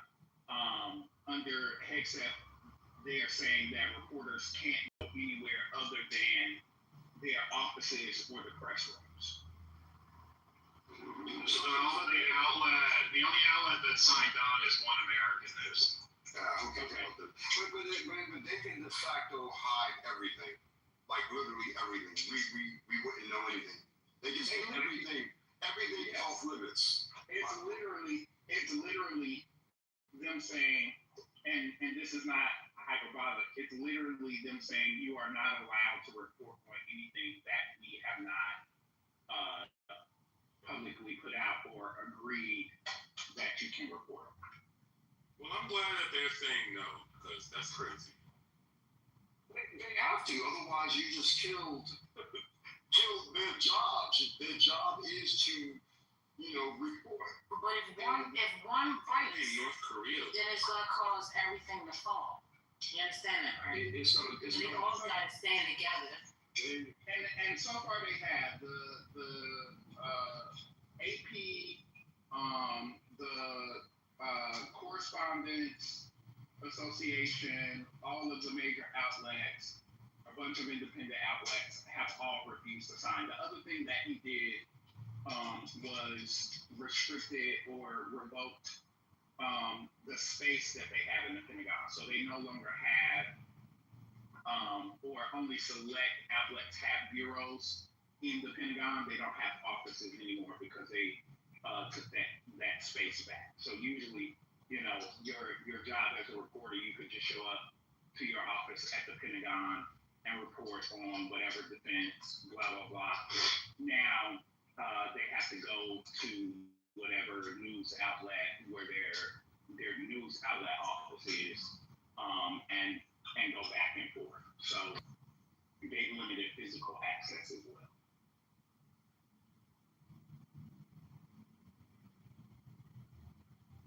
If you want to destroy America from the inside out, you would construct a scheme that would include this.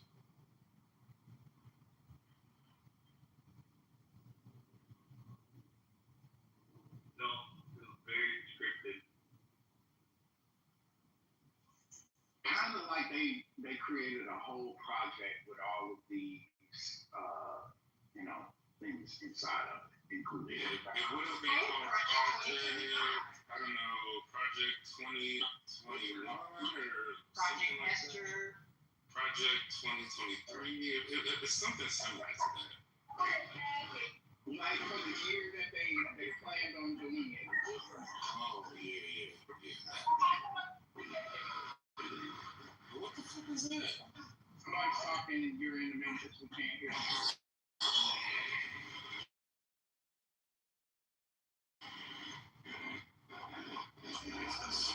Formula One? What is this?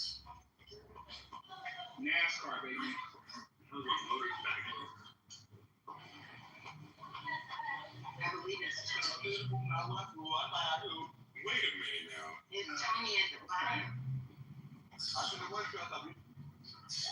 Who is this? Tony at the bottom. Tony, where are you recording from?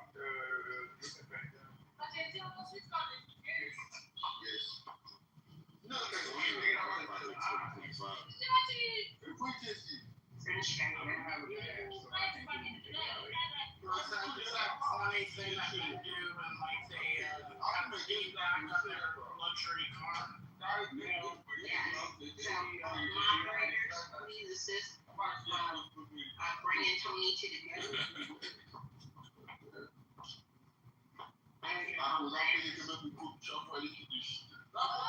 You got a nice car, Tony.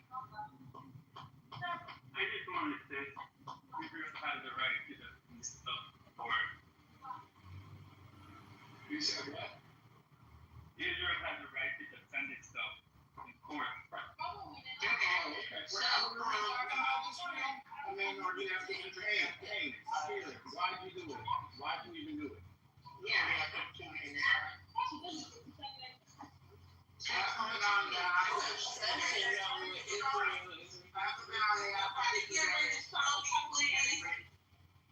Can somebody get rid of Tony? Hello? Cause we hear this CEO, Dr. AG, come on. Michael Jackson. Not Michael Jackson. Aretha Franklin, come on. I have to say something louder than Tony. Jesus Christ. Somebody get rid of Water Ass too. Look, while we're at it. Since we doing stuff. Hey, since we're over policing. Yo, I just made this BlackBerry Simple Serve. This shit. See, Wait, what's that? Pure sugar, baby. What's that for? What do you use it for? We use it for cocktails and like if we make lemonade or something like that. Like a blackberry mojito would be quite nice. Hey, yo, if y'all look at my PTR, I actually grew that pumpkin. That is my pumpkin. So since I'm a world champion pumpkin. What you trying to say? Oh, so you live in Southern California? You're the guy who won yesterday? The two little black kids? No. Who won what? Who the pumpkin in March? What do you want? Is it artist? I want a pumpkin growing contest. Hey, don't be talking about shit about my pumpkin. I said it. Mm-hmm. Who said that? Empress said it. Who Don't said worry. that? That is a pumpkin. That is my pumpkin. Take a picture by the pumpkin. I would, but it's in the National Pumpkin Contest. They picked it up yesterday. Not they came and picked it up, so you can't take a picture with it no more. Why are you on here like you first? That's like it was. For that picture of them yesterday, because I watched World News, and that's So, all I do. White, almost That's the only pumpkin you ever grew? white and Hispanic looking. Yeah. Now, see, what happened was the pumpkin patch got attacked by crows, and that was the only one that they left. You know what? Okay. He's worth the one with the goddamn strawberry. You know, Ray now. Enough is enough. Raise that number. Bring pumpkin pie to Thanksgiving. Yo, those people need to be studied. They need to You be grew this big ass pumpkin. You They let somebody come and deserve pick it. jail time for that shit. Pumpkin It's pie. It's in the National Pumpkin Competition. You're not brave. We don't believe you. If I would have grew like 10 pumpkins, I'll let them take my 10th pumpkin. They're not taking my first one. First one is a This award. year, I'm saying when I'm making this shit for Thanksgiving this year, I'm going to accept because I love my sweet potato pie is Ron, do you it's have fucking award worthy, right? So I'm gonna do a purple potato pie, which I think That sounds good. Does it taste like it? Have you made it before? I don't know. I never even tried a purple potato before. So you need to. It's October. Don't experiment with your friends. Do it ahead of time. To try it. Yeah, don't make potatoes out. I mean, I don't make a regular sweet potato pie. So when I like purple sweet potatoes, but they have kind of a different texture than orange sweet potatoes. So you may have to adjust the recipe. They don't. Because the purple sweet potato is a little more like it's starchy and stiffer. So you may have to adjust the recipe. You have to beat the hell I out of would it. That's what say- you said. I would say maybe you might want to blend them. I say just make a bean pie. They make a good. They blend well. Okay. Yeah. I just wanted it to be Do great. it before Thanksgiving. Don't wait till you Yeah, get I'm to gonna the try it goddamn. first. I'll try it later. If you blend them, the purple will come through. The ube will come through if you blend it. Okay. But I thought ube and sweet potato was two different potatoes. Ube is the purple sweet potato. No, ube is the yam. I just looked it up because I said, is it a difference between ube and purple sweet potato? And it is. They got a purple sweet potato and then ube Just make bean pie. is what they have in Philippines. That's from the Philippines. So it's different. Because that's what I said. Where you getting your purple sweet potato from? They got them at the grocery store. And it's not ube? No, it's not ube. Okay, so then forget everything I say because I don't know about that purple sweet potato. Yeah, because I was looking it up, Dr. AG, because I just discovered ube out of the blue the other day. I was like, what the hell was ube? And I was like, is this a sweet potato? No, it's a yam. So it's more starchy. And they said that purple sweet potato is sweet. Yeah, that's why I said it was more starchy because I just call it the purple sweet potato, the ube. So yeah, forget what I said because because I don't know about that other. Yeah, the purple sweet potato is like a orange. They said the purple sweet potato came before the orange. So that means Like that you gotta try all three or both of them and figure out which one's best. Well, yeah, I want to try ube. People be making like ube cakes and shit. And ube like What's going on? I love ube. She need to make a green pie. Stop. Have you spelled I think you said that like 5 times this year. It's spelled UBE. And what am I doing with that? It's just that they do all kinds of stuff for ube. It's like it's from the Philippines. We're gonna put it in our Dunkin' Donuts. There's like how I discovered ube is this girl from Miami that makes cinnamon rolls, and she make all kinds of flavors, and she make a ube cinnamon roll. And I was like, what is ube? Because it's purple. It's like deep purple. Everything you make with it is purple. Ube. Can you spell it?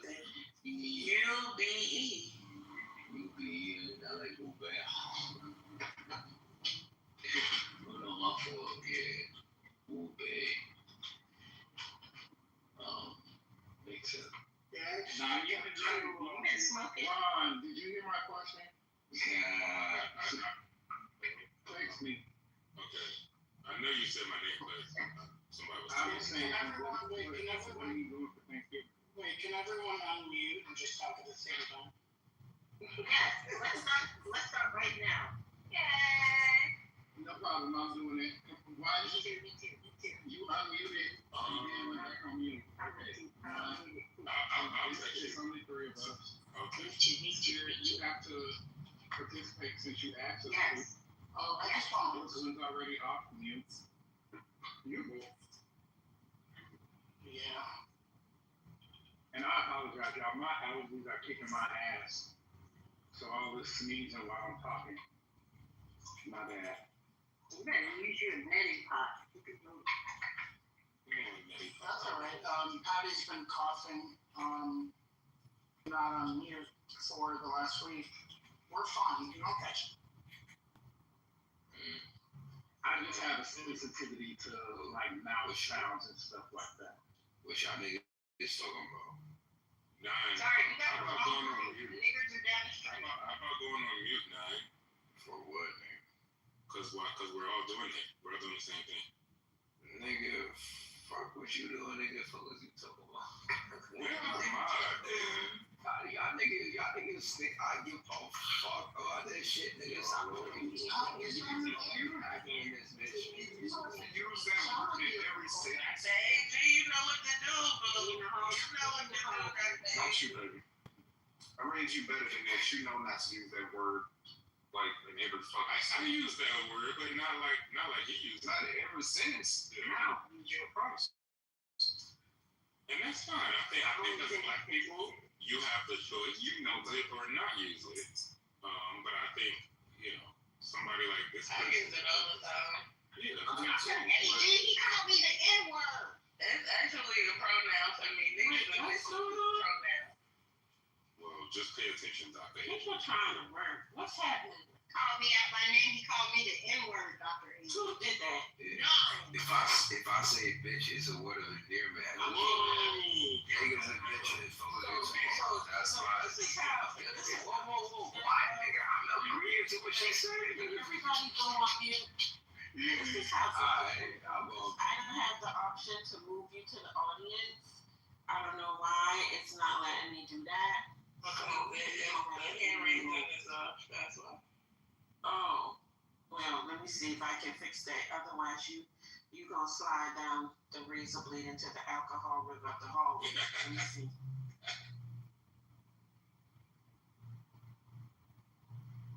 I got rid of this and tell it down like this.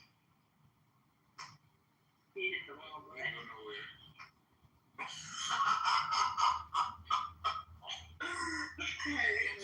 He muted up, so I mean, I guess that's. And Malay. He muted up, so I guess that's better than nothing. And Malay. Hey, Brooklyn, how are you?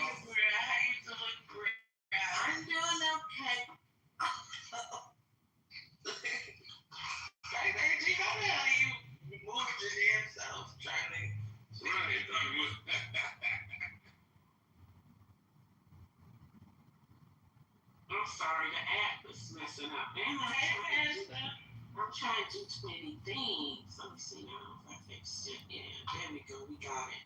All right, I got you. Thank you. Thanks. Appreciate you, Shadi.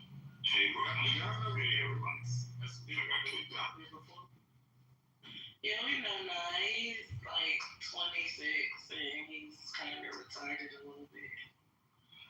It's a little slow. You know what I'm saying? He's not worse than that other dude. What's the other dude? He like 21. He married to a white girl. He like. Trent. Oh, no. Yeah. He not worse than him. No, hell no. He's not Trap is bad. He is terrible, child. He don't like older people. I don't think he might be one of those that don't think he's gonna live long. Cause he hates older people.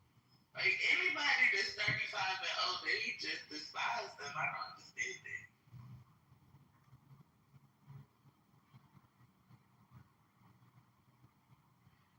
CEO, what matter is you saving today is the question. You love to save one of them.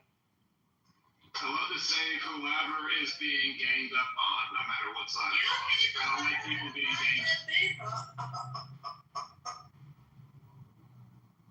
Right. And you the chief one to jump somebody. You the chief one to jump somebody, bro. So you would throw away all your principles just because the person is getting ganged up on and you jump on their side, even if they're on the wrong side of history? I just like to make sure we're getting fair voice. I do not like it when someone just being completely pummeled. I hate it. Bring the truth back. Because I'm sick of this shit. Dumb. Like, that's not. What? They should still be heard. Every voice don't need to be heard. Do you have principles? Yes, I have principles.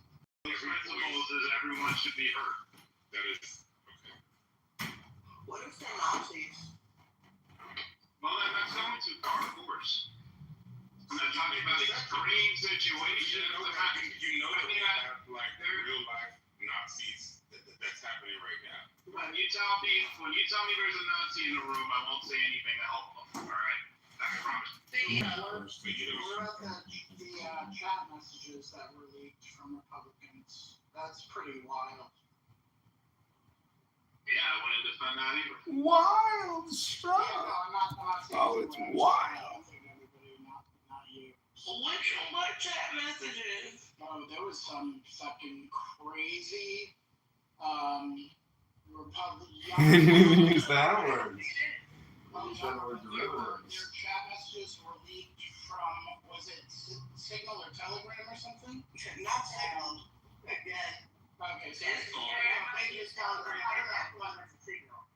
put it this way, when you don't think shit's gonna be leaked and then it gets leaked, you can imagine how bad it would be, and it was fucking bad. Talking about gas chambers. I'll post the story. It's that even our governor Kathy Hochul went in on them and the Republican Party and said these people have to be out of the Republican Party. Period. Where are they from? I'm gonna use swim in the deep end for a minute, Brooklyn, until we go ahead and take our time and get it for you, okay? Okay, good, because I'm in this. I don't know. I got it for you.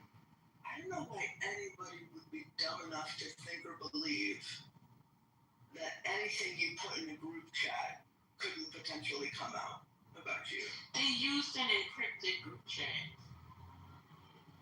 It was encrypted. Somebody in the chat released it. Exactly. Yes. Probably didn't release it. But I mean, if you're in that kind of a group chat, I think it's fair to assume that everybody in there is on the same program because of mutually assured discretion. Yeah, because you all believe the same shit. That's why you in the group chat together. They could still choose to put it out there. Maybe that's some weird strategy. Maybe it was the one that was in there thinking he was a part of the clique and got called so many niggas he felt the way it fucked it up. It might have been Omari or somebody. Not Omari. No, I mean, think it was a couple of the comments crossed the line. Yeah. And, somebody got uncomfortable with it. And the potential did. And submitted it. Yeah, I can read a couple of them if you want, but just, I'm in signal check, so I think, She's in signal check. I go through the story and so did sister in the chat, but let me just throw out a couple. Mind you, don't record me. I don't believe these things. I'm reading from the story. Thank you. Everyone that votes no is going to the gas chamber. You're giving nationals too much credit and expecting the Jew to be honest. Great, I love Hitler. I'd go to the zoo if I wanted to watch a monkey play ball. If we ever had a leak of this chat, we'd be cooked for real. Stay in the closet, faggot. Let's see. Something, it was, I'm reading like snippets. It was very detailed, like in context of things. But they referred to black people as monkeys and watermelon people. They talked about them raping their enemies. They used the N-word several times. Once the N-word, could you say it for me, Scott? April 2. It's nice. November is the N-word. I'm ready to watch the people burn now. Again, you have to look at the context of the chat.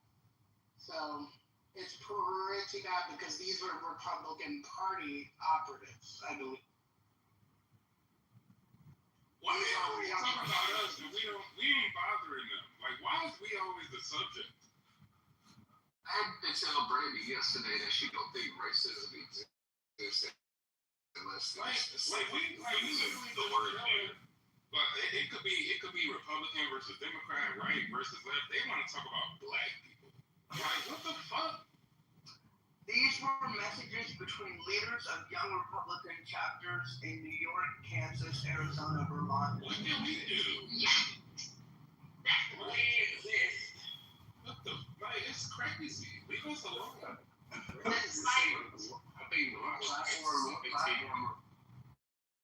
What platform are they using? And there's no, I guess, like that's gone. There's no more. They don't monitor this kind of stuff and block people for this. They monitor Telegram. You're in the black sea. It's a monitoring for this racist. They can't hack this signal. It's encrypted.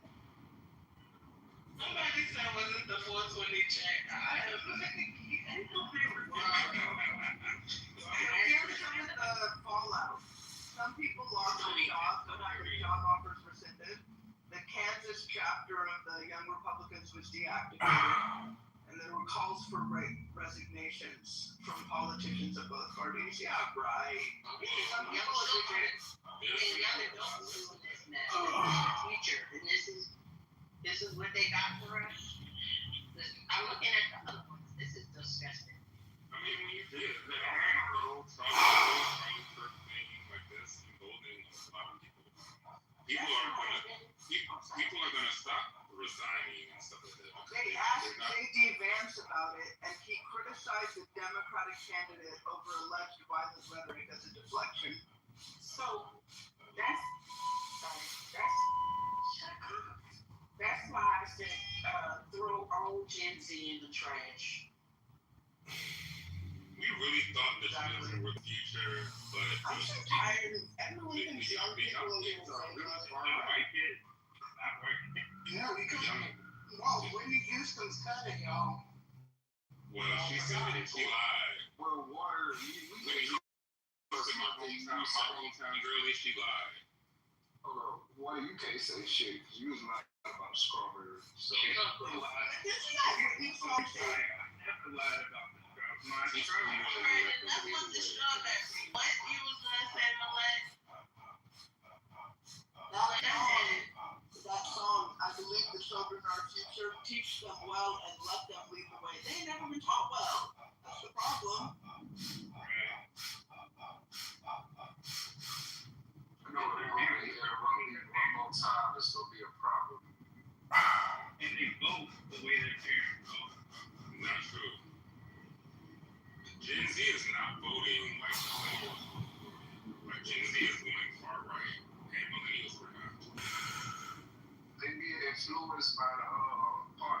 culture. Exactly.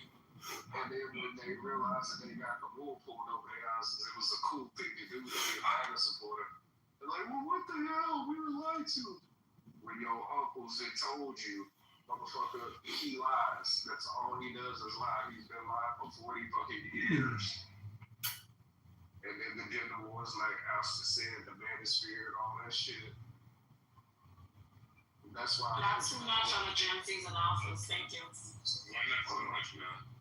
I'm not kidding on Gen Z's and Alphas. And your kids are, we've heard your really brilliant shit. But I also heard your child tell us this about how bad her peers are. We've heard it. I mean, everybody wasn't raised with male as a parent, and common sense and critical thinking was motherfucking implemented in the Well, guess what, guys? We're not gonna live forever, so You know what else is you gotta figure shit out. it really shows how much this kind of abhorrent language has been mainstreamed. Because this was the Young Republicans. It's not like this was like a Nick Fuentes group chat or like extreme alt-right, whatever. But they've all been folded in now. Like this has gone back to being their mainstream view openly.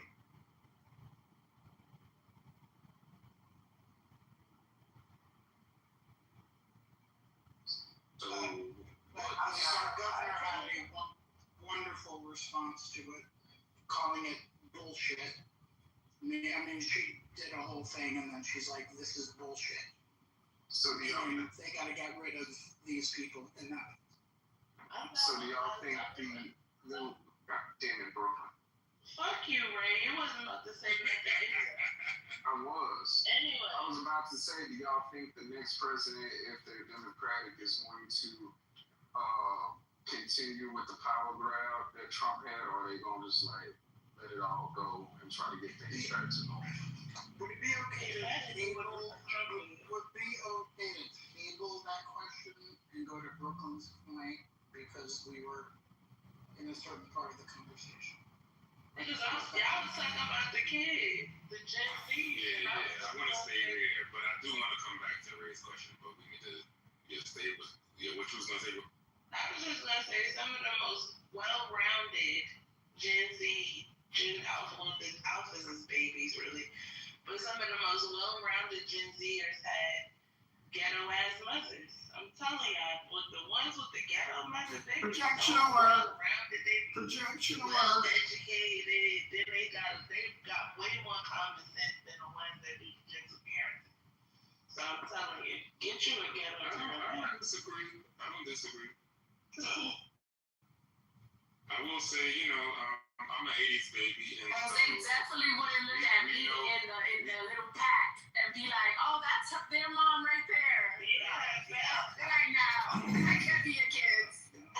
me and a lot of my peers had to deal with certain things. You could read between the lines. I'm an 80s baby, and so we said no to a lot of things, right? So I get what you're saying. They have way more common sense, man. Because it's like, we try to do things, especially as millennials, when raising like the next generation. We try to do things a little bit different.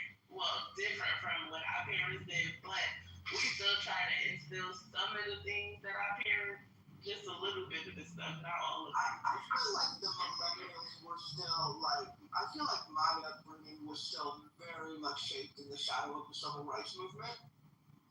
Like definitely growing up in the 90s, and yeah, it makes me sad how much I don't really know because I don't have kids, but it doesn't feel like that's really a thing as much for kids' education now. I feel like we're not passing on a lot of stuff. They just don't when I was growing up, I would listen to music from the 60s, maybe even the 50s, 60s, 70s. I think that they look at the kids these days look at music from the 80s and 90s and just disrespect it. They don't revere it like we would have when we were growing up. Well, when we were growing up, we still understood ourselves as part of the 20th century, and I think that has something to do with it. And now it's just like to say like that was from the previous century, like it just seems like so much longer ago than I don't know because a lot of kids are starting to listen to they have like this new obsession with early 2000s music for some odd reason. Yeah, I was in the early 2000s. But what about their relation to music from the prior century, like Malak was talking about? Well, they've been doing a lot of remix of old songs. So I think like you ain't gotta do more than just say it. Yeah, like I think just do it. a lot of them it's a couple of songs that's like from they got the samples from like the 90s or whatever. But I guess they have to appreciate music, or whoever the producer is gotta be they gotta appreciate music too in order to feel like that. Yeah, the producer. Ray, what was you talking about? I was trying to say That do y'all think the next president, if Democratic, is going to try to roll back some of the policies and things like that of Donald Trump? Are they going to say it's huge, like almost Trump?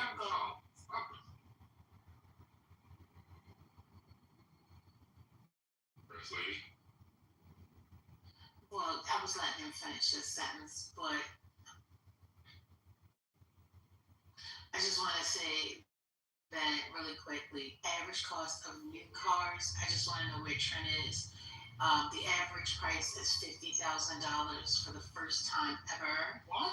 For a full size car, the average price is going for $59,371. Full size pickup is starting at $66,206, and for a full size SUV, $76,413, and $76,413. Where the head is Trent? He's so what's going on? you don't sell cars, First Lady, remember? Is that in euros, quid, or rupees? This is US dollar. Please, mother. This is US dollar. Sorry, This is US dollar. Yes, you're gonna get a Jet2 holiday. Along with your $50,000 new car. The poorhouse, that's where the Jet2 holiday will be at. The poorhouse. I'm just saying, that's the average. That's the average they're saying. That's the We can bring average. those prices down by getting rid of less. Yeah. I don't know everybody is living within their means and not trying to keep up with the Joneses. Yeah. Have the most impressive car out there. Yeah, But that's the thing. That's not even the impressive car. That's what I'm trying to tell you. They're saying the average cost of a new car. she's gonna have regular shit. First Lady, That's Not regular brand shit or different regular shit. First Lady, do you know, would you like a reason why that may be happening? Yeah, I'm looking at it. Go ahead. I mean, do you know a reason why that may be happening? Yeah, Because give it to the audience. first and foremost, our precedence and our status as a major exporter of automobiles will never be recovered by the U.S. Because I actually posted today that literally cars that cost $150,000 in options are being sold in other places for $50,000. I'll give you an example. Even something as simple as what was that? What was that I saw today? The Maestro S800 coming out this December, which supersedes every top line American car or German, Mercedes, that kind of deal. As far as functionality, all of that stuff. Their baseline price is $98,000. Their baseline price. Mind you, if you know this automobile, it literally comes to 7 screens and everything you possibly think of. When I say like high-end functioning, As in, you don't close the door. You wave your hand, the door automatically closes. That's just one of the functions. My point to saying all of this is the rest of the world are producing higher quality vehicles. And when I say quality, I mean vehicles that actually have far more functionality than America can at this point. And see, here's the point. When demand drops for something, the price doesn't go down. You see what I'm saying? Because they're pushing American cars on Americans. But guess what? They're not selling that to people in Europe. Huawei is actually killing them in other places. Hi-Fi, the Hi-Fi Z runs circles around everything that can be offered. There's so many other options out there. Huawei actually, what is it? Huawei. Their new offering is insanity.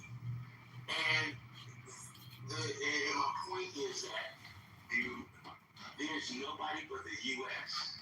and Mexico that are just hog-tied to gasoline. Everybody else is moving forward.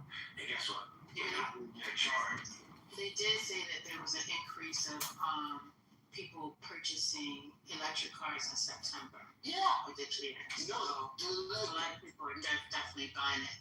But wait a minute, because I know Ray was trying to talk about the president and how things will look in the next 4 years or 3 years.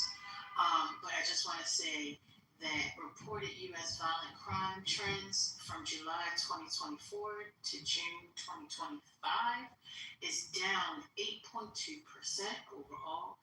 Murder is down 17%. Robbery is down 14.8%. Assault is down 6.9%. And rape is down 4.7%.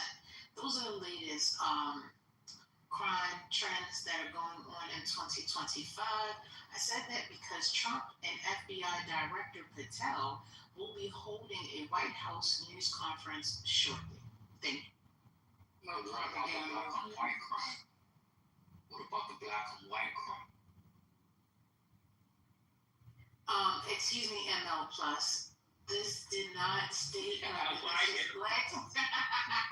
Whether this is black or white, I'm just saying it's just a crime. All right, so let me ask you, does that have numbers for white collar crime? It does not have any color. No color. Grifting? What about grifting? What about financial crimes? That's what I want. No white collar crimes. He asked about white collar, and you said color. I don't know, but It means embezzling. No. I'm saying I don't know if they have a trend for that right now. I don't know. But what I do know is that I like to hear this conference. I mean, that's. First lady, how did they get those numbers? Because didn't they fire everybody that actually at the Bureau of Labor and Statistics? Where these numbers coming from? I thought they fired everybody. But they did it before they got fired. So here's the deal. Is they only need one person that's just going to pull the report. So y'all just need to stop playing. They don't need all these people to get this information together. They just need one person to go and make up the report and report it. So y'all need to stop playing. But you gotta only pull the report that they want the people to see. Because remember, that's what I'm saying. They pull it from thin air. You ain't got to pull it from a system. Exactly. You create it as you go. So talking about what GA just said in regards to the people getting fired. So apparently 4,000 people have already been riffed in this illegal rift that they're calling it. And a judge is supposed to hear that I think the judge has already heard it and ruled and said that it's illegal. However, the people are talking about it and they're saying that they don't think that's going to harm whole because Vout is planning on possibly firing 6,000 more. They're going to get up to 10,000 people that they plan on rifting. So that's another conversation. His name is Vote. He did correct people when they called him Vote. He said, my name is Vote. Like, I don't give a darn what he says his name is. He's a founder to me. So that's the way that we If you've ever seen a picture of him, you would see why he's so angry. It's that South African is somewhere in there, even though you don't hear it. So what else breaking news? The world's going to shit. So, with this hex stuff, I find it really interesting that yesterday they were saying, Pete hasn't come out, he hasn't been holding any conferences. The other guy, Patel, they really haven't been saying things. So now I guess let's get out there, let's give the people what they want. So now that's why Pete and Trump gonna have this. I'm sorry, Patel and Trump gonna have this conversation in a few minutes. So we'll see what happens with that. But I just find it real crazy. Hegseth then told the people, the reporters, hey, y'all not gonna be able to come in here and just report anything y'all want to report. If you haven't approved it, then you ain't supposed to report it. One press person has declined or in their actual badge in protest of these new rules. There are multiple, and I said this the last time, but you may not have been here, ML Plus. But there are multiple media stations saying that they're not going to sign this agreement. So those are the top latest news thingies for right now that I can think of. I got some breaking news. So there was a political article. Have you guys talked about that one? The I Love Hitler one? Yes. I think they talked about that last night, if I'm not mistaken. Oh, okay. Sorry about that. We literally just went over the political article. I just got back, baby. And your sister, Empress just said yes, we did talk about it. No, I know. I just want to make sure because, we just mentioned this and everyone's like, oh no, we haven't talked about it. And were you up here? Any of you? Was it? No, I go on. I was not here. No, I just came in, Sky. I just dropped in. I just got off. Just working. So. No, you're fine. No, you're fine. Okay. No, you're fine. I'll just. Okay, so political article. It says the headline is "I Love Hitler: Leaked Messages Expose Young Republicans' Racist Chat." So they feature thousands of private messages that reveal young GOP leaders joking about gas chambers, slavery, and rape. The extent and the tone and what they actually say in it is just unthinkably violent and just horrible. They refer to black people as monkeys, and actually they call us the watermelon people. And they get amusement out of how they're put us in gas chambers. I guess they're referring to all their political opponents. And they also talk about raping their enemies. Can you believe that? Raping them, let's triple underline. So you said You're just being moderate. I know, but I'm a little. I guess I'm actually in a state of fear because they talking about driving people to suicide. How many times have you seen that? You're just being moderate. We're more resilient than that, but also that was literally like 10 to 15 minutes ago. And I guess you weren't here because I was like, what did we do? Why are they fucking with black people? We didn't harm nobody. You don't remember that? It literally just happened. But we just got off our white people jobs, our black people jobs. I'm sorry. Okay. But did y'all hear J.D. Vance's response last night? You said he diverted to questioning another Democrat. Yeah, the Virginia guy. Remember we were talking about the governor's debate that they had, and the lady kept saying, "Well, why haven't you denounced that guy?" Yeah, that's what J.D. Vance said. I'm not going to clutch my pearls off of some teenagers, just, And that's how we started talking about Gen Z and how right they are and all. Like what's going on? Babe, I just got back. And I'm about No, I'm not talking about you. I'm just in general. You talking about? First thing he talking about us that just got off of our black. Yeah, like you slave worker. Right, Rob? Samuel Douglas. I stopped work at 2:00 So I guess Daniel Douglas would be one of those teenage state senators from northern Vermont who happens just to be the head of the state's Young Republicans. I don't know.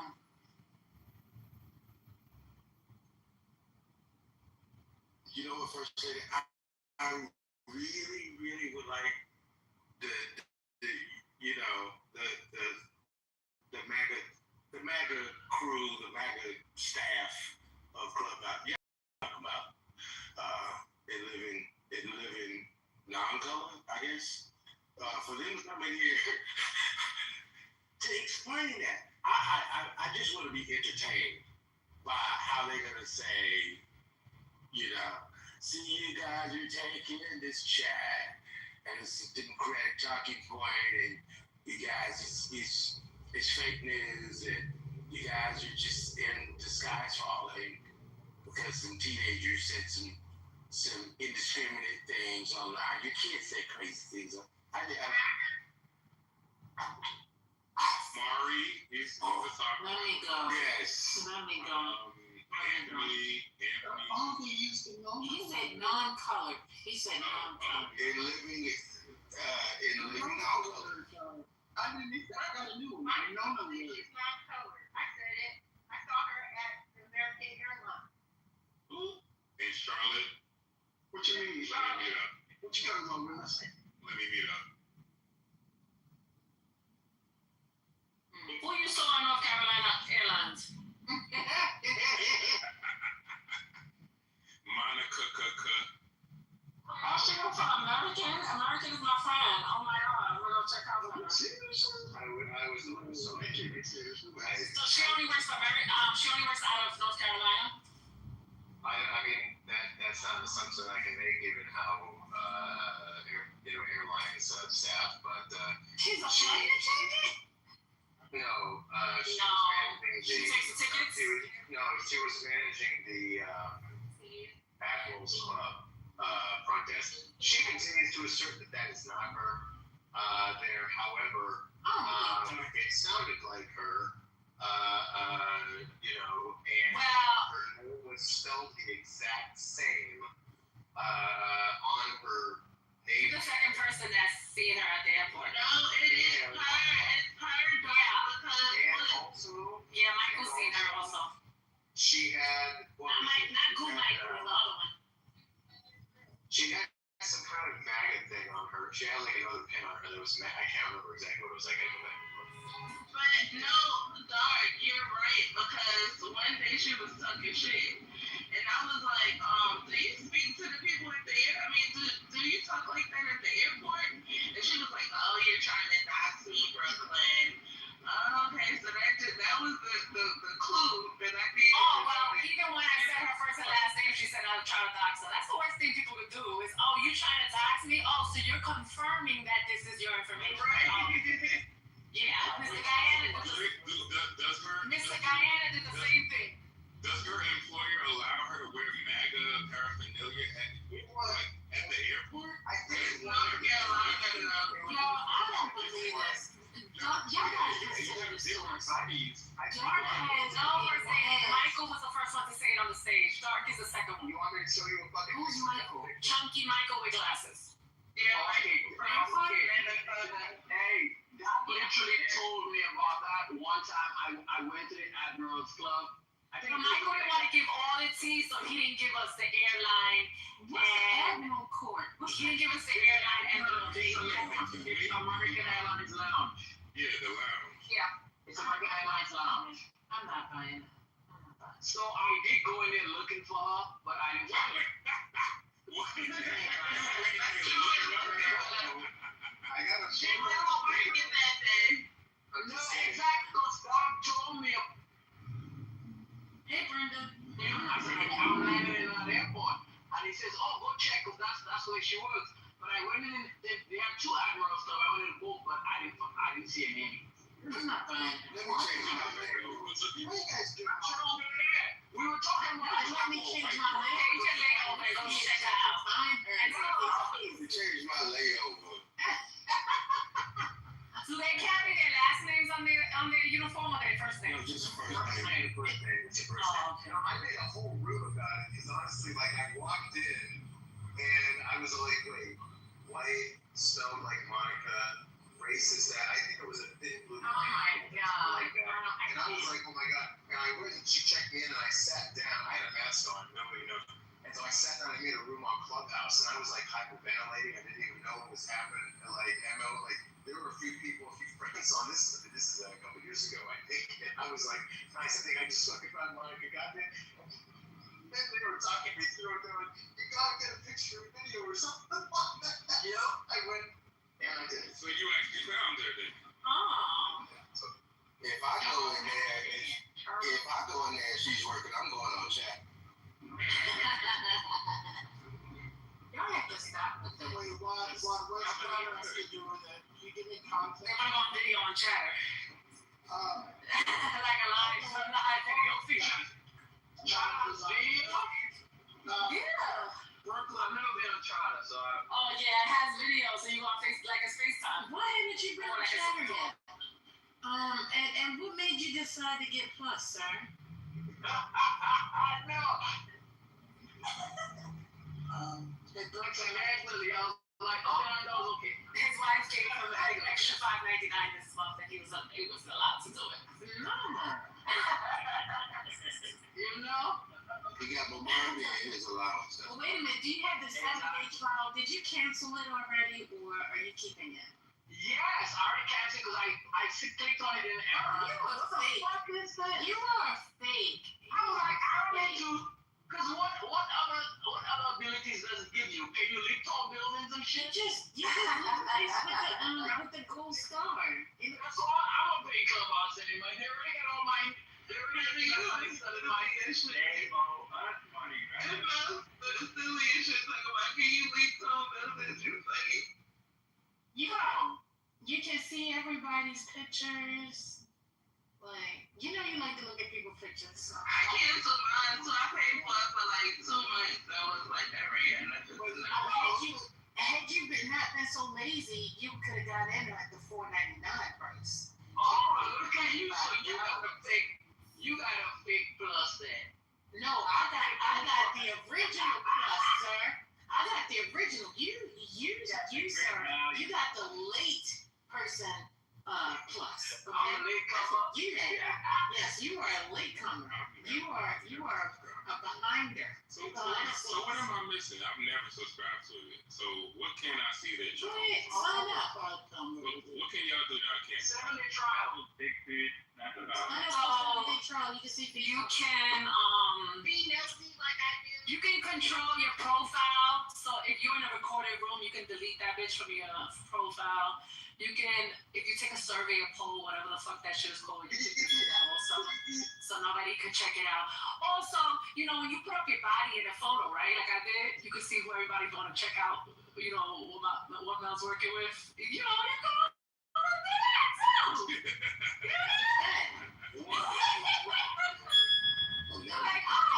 Like, so now y'all want to check out my photo because I showed y'all neck down, but when I have my face, nobody's wanting to look at my face. Ooh, okay. Yeah. What? Men, first lady. Well, you thinking about this too. Oh, men like body more than they like face. So they could appreciate a body more than they could appreciate a face. We just need a whole package. We just need a whole package. Well, nobody wanted to see my face. And what else we can do?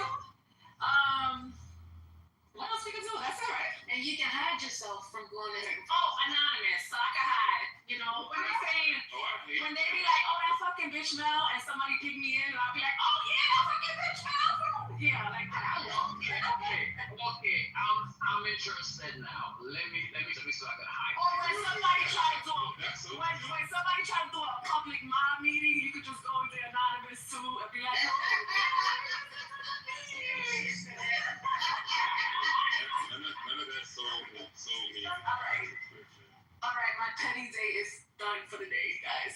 Hey, it was well worth it. Hey, but on that signal chat shit on that thing, they have guys in there in their 40s, so it's not a bunch of young Republicans as the name suggests. There are older motherfuckers in there. You have And they're happy people.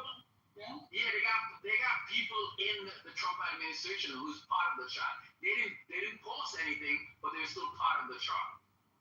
That's what I was gonna say. How he just going brushing off like it's teenagers. That was It's not teenagers. It's grown-ass men. Yeah. The ninth attempt to pass the bill in the Senate fails yet again. 51 yay, huh? Yes. And 40 something no. But here's the thing. So do y'all know there was 3 Democrats that had crossed the line? Did you know Which three? Which three? This is from Which three? Yeah, we gotta know who's there. Which three?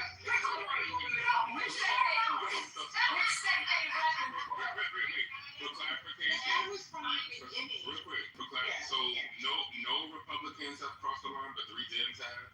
Can I get that? Yeah, that was beginning. They did that. They did that early on, though. That's not makes sense. It's not after the And they came out and talked about it. Right. Well, Because you all know they didn't read the bill in its entirety. Nobody does that. No, they don't care. And they talked specifically about the people in their districts, because I think one of the people is like from one of the New England, like New Hampshire or something like that. What's Suzanne Collins? She's from Maine. Republican. Okay. Was it Jean Shaheen? Maybe. Okay, I was trying to think. And they gave like what their specific reasons were for doing it. And what was that? One of them is King, the independent. Oh, Ian, yeah, from Maine. Angus King or whatever. Yeah. Yeah.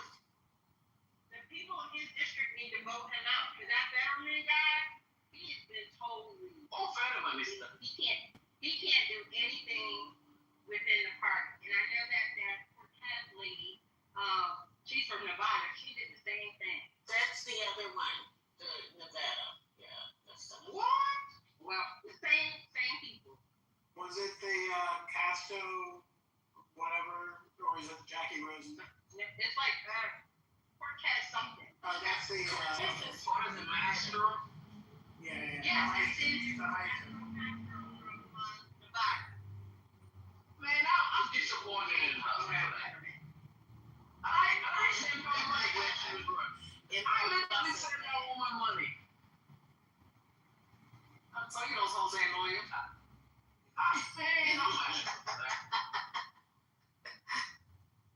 Y'all, I think I'm in traffic next to Lil John. I swear to God, this is Lil John. Y'all seeing Monica, John. I see everything. I thought you said he was in traffic, Monica. I swear to God, this dude, it's a Lil John. I swear to God, it's a black SUV. And the window down, and I swear, I wonder what Time to the windows, to the world. Hey, to the switch,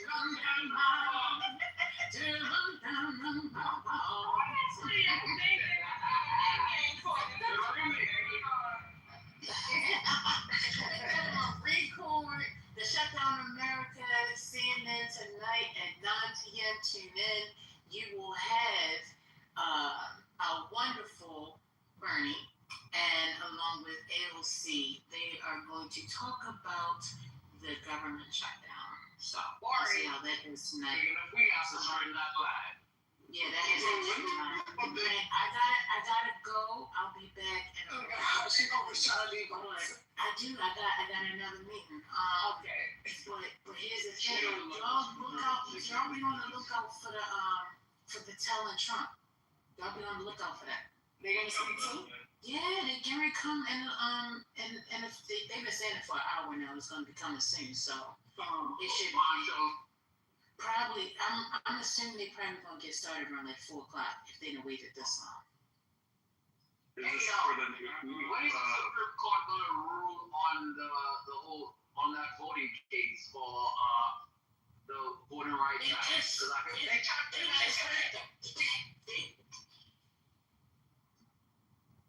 I missed everything, whoever spoke. They're hearing it today. They heard the arguments this morning. The recording should be out by 4 Eastern this afternoon of the oral arguments. They heard it this morning. You probably won't get the ruling until the end of term. So it may be one of the last ones they give. You know, they give the rulings. That is going to be the biggest case this year. That's going to be the biggest. They got a couple. They got the birthright one. They got a couple of real big ones. Just this term. Well, I think the government's going to have to open back up because Mike Johnson already said he don't believe that they need to negotiate shit. Man, they got 2 more weeks. There's another war for Trump to stop that is starting between Pakistan and the Taliban. They are currently fighting right now. That was a fake war. Doesn't the Taliban? I thought we stopped that war already. Those are border clashes. They always play shit. The Pakistan bombed Kabul, and the Taliban saying that they have retaken about 25 posts. Not a right to happen in Pakistan because they were supporting the Taliban when we were in Afghanistan, and then the Pakistani Taliban. Now the Taliban is supporting the Pakistani Taliban, so that right to happen to them. Trying to play both sides. Yeah, and don't forget that Trump negotiated for the Afghanistan withdrawal with the Taliban at Camp David. Have y'all talked about the fact that Trump has been recorded the last 2 weeks about 6 or 7 times talking about heaven and how he doesn't think that he's ever finally going to totem pole? You know, because that actually is going to die soon. He was talking about heaven a lot. That's why we got to work on making sure that And why is that interesting? It was interesting to me because I made the comment to my mom. I said, oh, he does know how to tell the truth.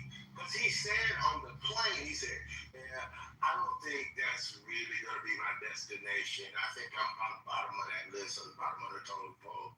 When the reporter asked him, he said, oh, he never tells the truth. Look at her. I'm back to answer.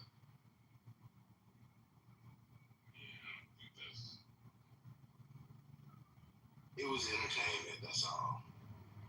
And so South Park episodes are probably. So you guys, one thing I'm really concerned about Trump because he's about to expire. And you remember they said he literally had. Do you promise? They said that Trump literally had a copy of Mein Kampf on his nightstand. Wow. And Trump's about to do some shit just so he can live in infamy. See, I wholeheartedly believe that. Yeah, I mean, See, I don't believe that he reads, so. It was just there for show.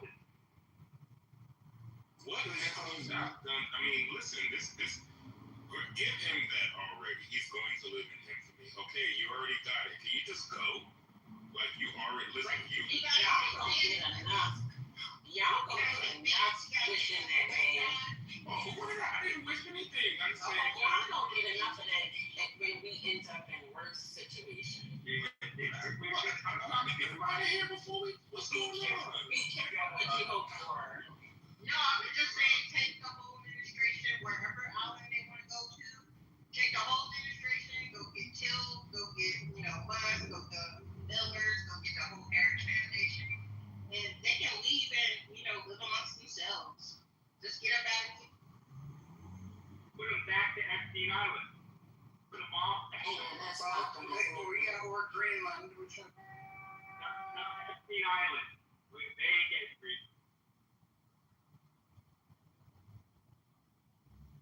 In the prison. Big Epstein Island of prison. Oh, the water here is called Florida. They should just build a big, beautiful wall separate everybody, and then they can like all just get, you know, each other STDs and die of leprosy. And we just take a big thing of bleach and then bleach it out, and everybody has each other's property. So yeah, the answer is Florida. Man, ain't nobody going to Florida now. You got it all figured out. We can't use Florida because that's where the cruise ships come out of mostly. That's right. Yeah, we ain't using Florida. We gotta throw down Maryland already. They can come to Charleston, South Carolina. They don't have to go to Florida. We don't want them. We do not want them. We do not want them. The cruise ship? I agree. Right. Oh, okay. Gotcha. We do not want them. Yeah, that's too close to me as well. So since they're busy bombing, you know, Venezuelan boats, well, you just go down to Venezuela. When Colonia, go down there and leave us alone. I love that idea. What's wrong with the cruise ships? I missed that. Because they're terrible. And when they got the little ones that they have now in Charleston, they dredged the harbor. It was horrible. They voted against that. We didn't want Mayor Riley to do it. It's terrible. And those cruise people are horrendous. We do not want them. Okay, first and foremost, we don't want Charleston either. Charleston was not a good idea. Well, that's fine. That's fine. That's great. But them, as they were doing, getting out of Charleston, I'm all for it. So we can leave that alone. I'm talking about Florida. Florida, keep them there in Florida. Wait, I missed it. What y'all talking about now? Yeah, I'm kind of confused because you already have cruise ships leaving. Hold on. Yes, we do, but they're not the big ones like they have in Florida because the harbor is not sized for that. And they voted against the dredging that would allow for the bigger cruise ships. The cruise ships that leave from Charleston now are the smaller ones. Yeah, because water. So to transfer them, I just want to finish my sentence.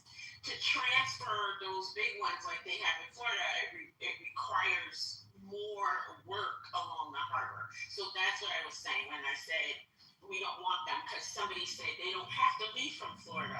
They can leave. And I'm like, no, we don't want them. Let them stay in Florida. So that's what I was talking about specifically. Of course, I know that there are already cruise ships. Okay, gotcha. They're so terrible for the environment.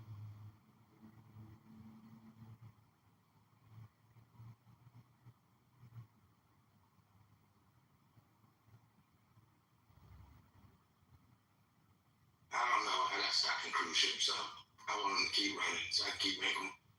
Yeah. You know, and that's the problem with America. And people put selfish financial interest first over community and the planet. Go off, Scotty. Go off, Scotty. We need to land all these planes and stop eating beef. And don't use AI. But once again, Yeah, that AI is strong. But by all means, let's just make more money, you know? well, now that Water? Who needs water? You know, let's just fuck up the water. AI, way to go. Yeah.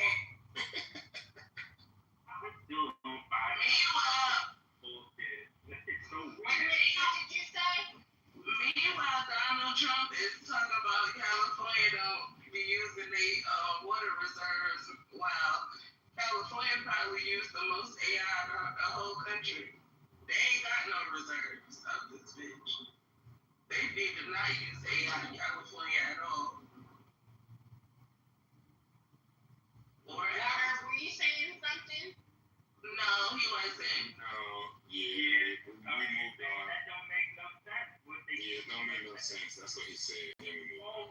The only reason why you don't have water is because of AI. That makes no sense. Shut up, because you don't even understand what people are talking about. It's ridiculous. What's going on?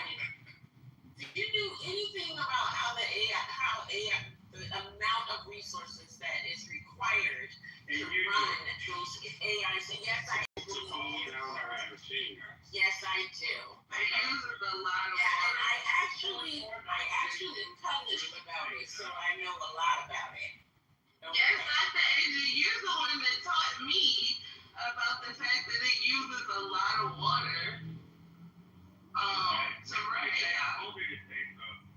No, shut up. The white man. I'm gonna show you what the white man told me to say. You said Don't play with me. stupid. Do not play with me. Why do you play so much? The white man. Like, what is it? I don't know what is wrong with him.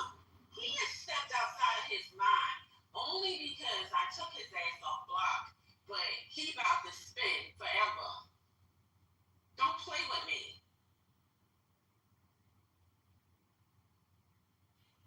And speaking as a white man, you got a lot of nerve, sir. Why would you believe that AI uses a lot of resources? Like, what are you thinking that shit? What is he thinking? That shit is, matter of fact, And it's not just water, it's also the amount of electricity, too, that it takes to run those systems. And is that where they're placing these plants in communities that they don't care? Yeah, because I think the people in that community in Memphis, I think they're gonna lose. I think they're gonna lose their case. What kind of case they have? To prevent that process. If you fucking hit me, we gonna fight. We gonna really fight. Yeah, to the AI process, I forget the exact name of it. What is it? The something. Methane gas turbines. Yeah, the center. 35, I think, by XAI, Elon Musk did it without permission.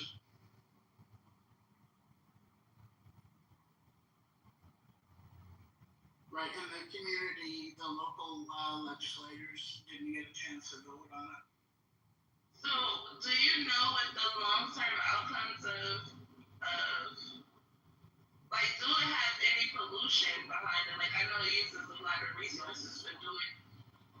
What kind of pollution, air pollution, noise pollution, and sex and water. Yeah, I mean, this is going to be basically Erin Brockovich, 2.0, 3.0, 4.0, whatever, if you remember that movie. So my love, he is a commercial electrician, and he had built data centers, and he will not anymore. But he says it does create it does use a lot of resources. And he didn't know, that it was like bad per se. He just knew like what goes into it. But after it was pointed out, it was like, no, I'm not going to take any more contracts for data centers. Are they looking at alternatives to fuel AI, like alternative resources in order to fuel it? I don't see that. I'm sorry. No, I was just saying I don't see that being sustainable for a long time.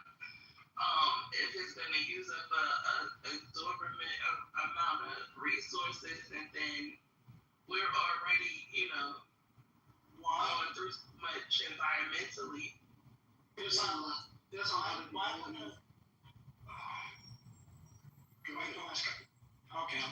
Why would a company preemptively try to find for a more expensive alternate source of energy when there's been zero pushback from the governments that are in power to make them do so?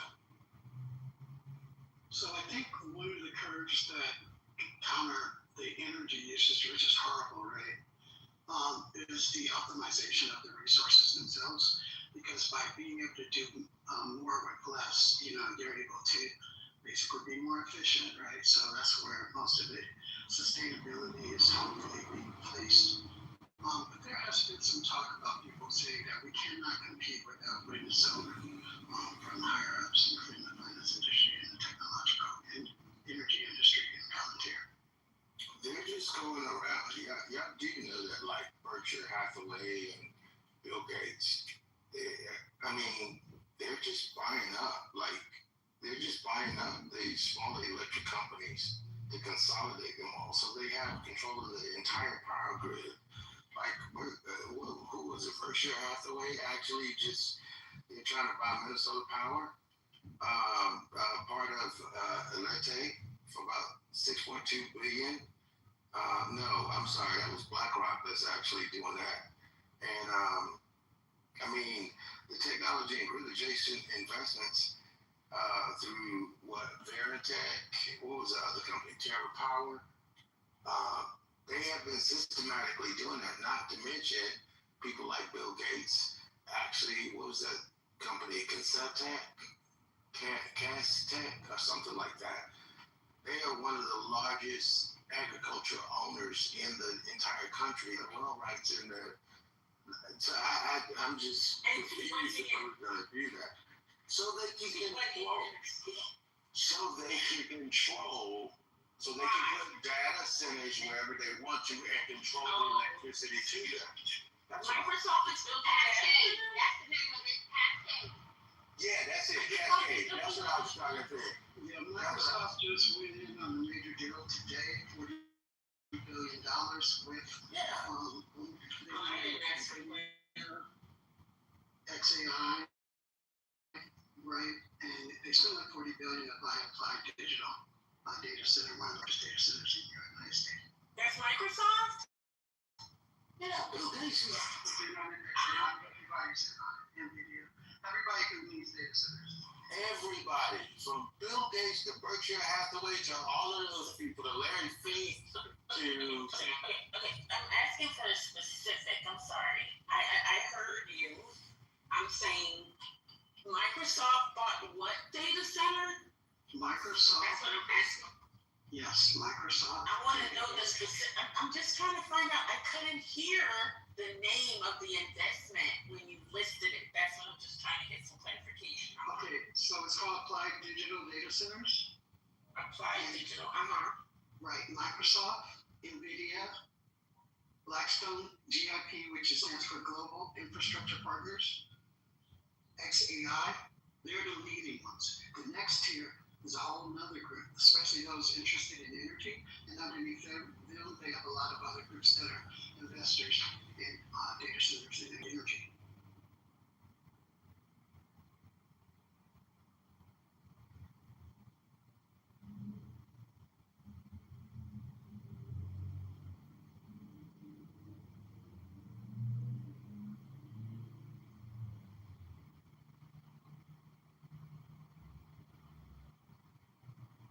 Yeah, that's the point. They're not competing, they're consolidating, they're bringing the resources together.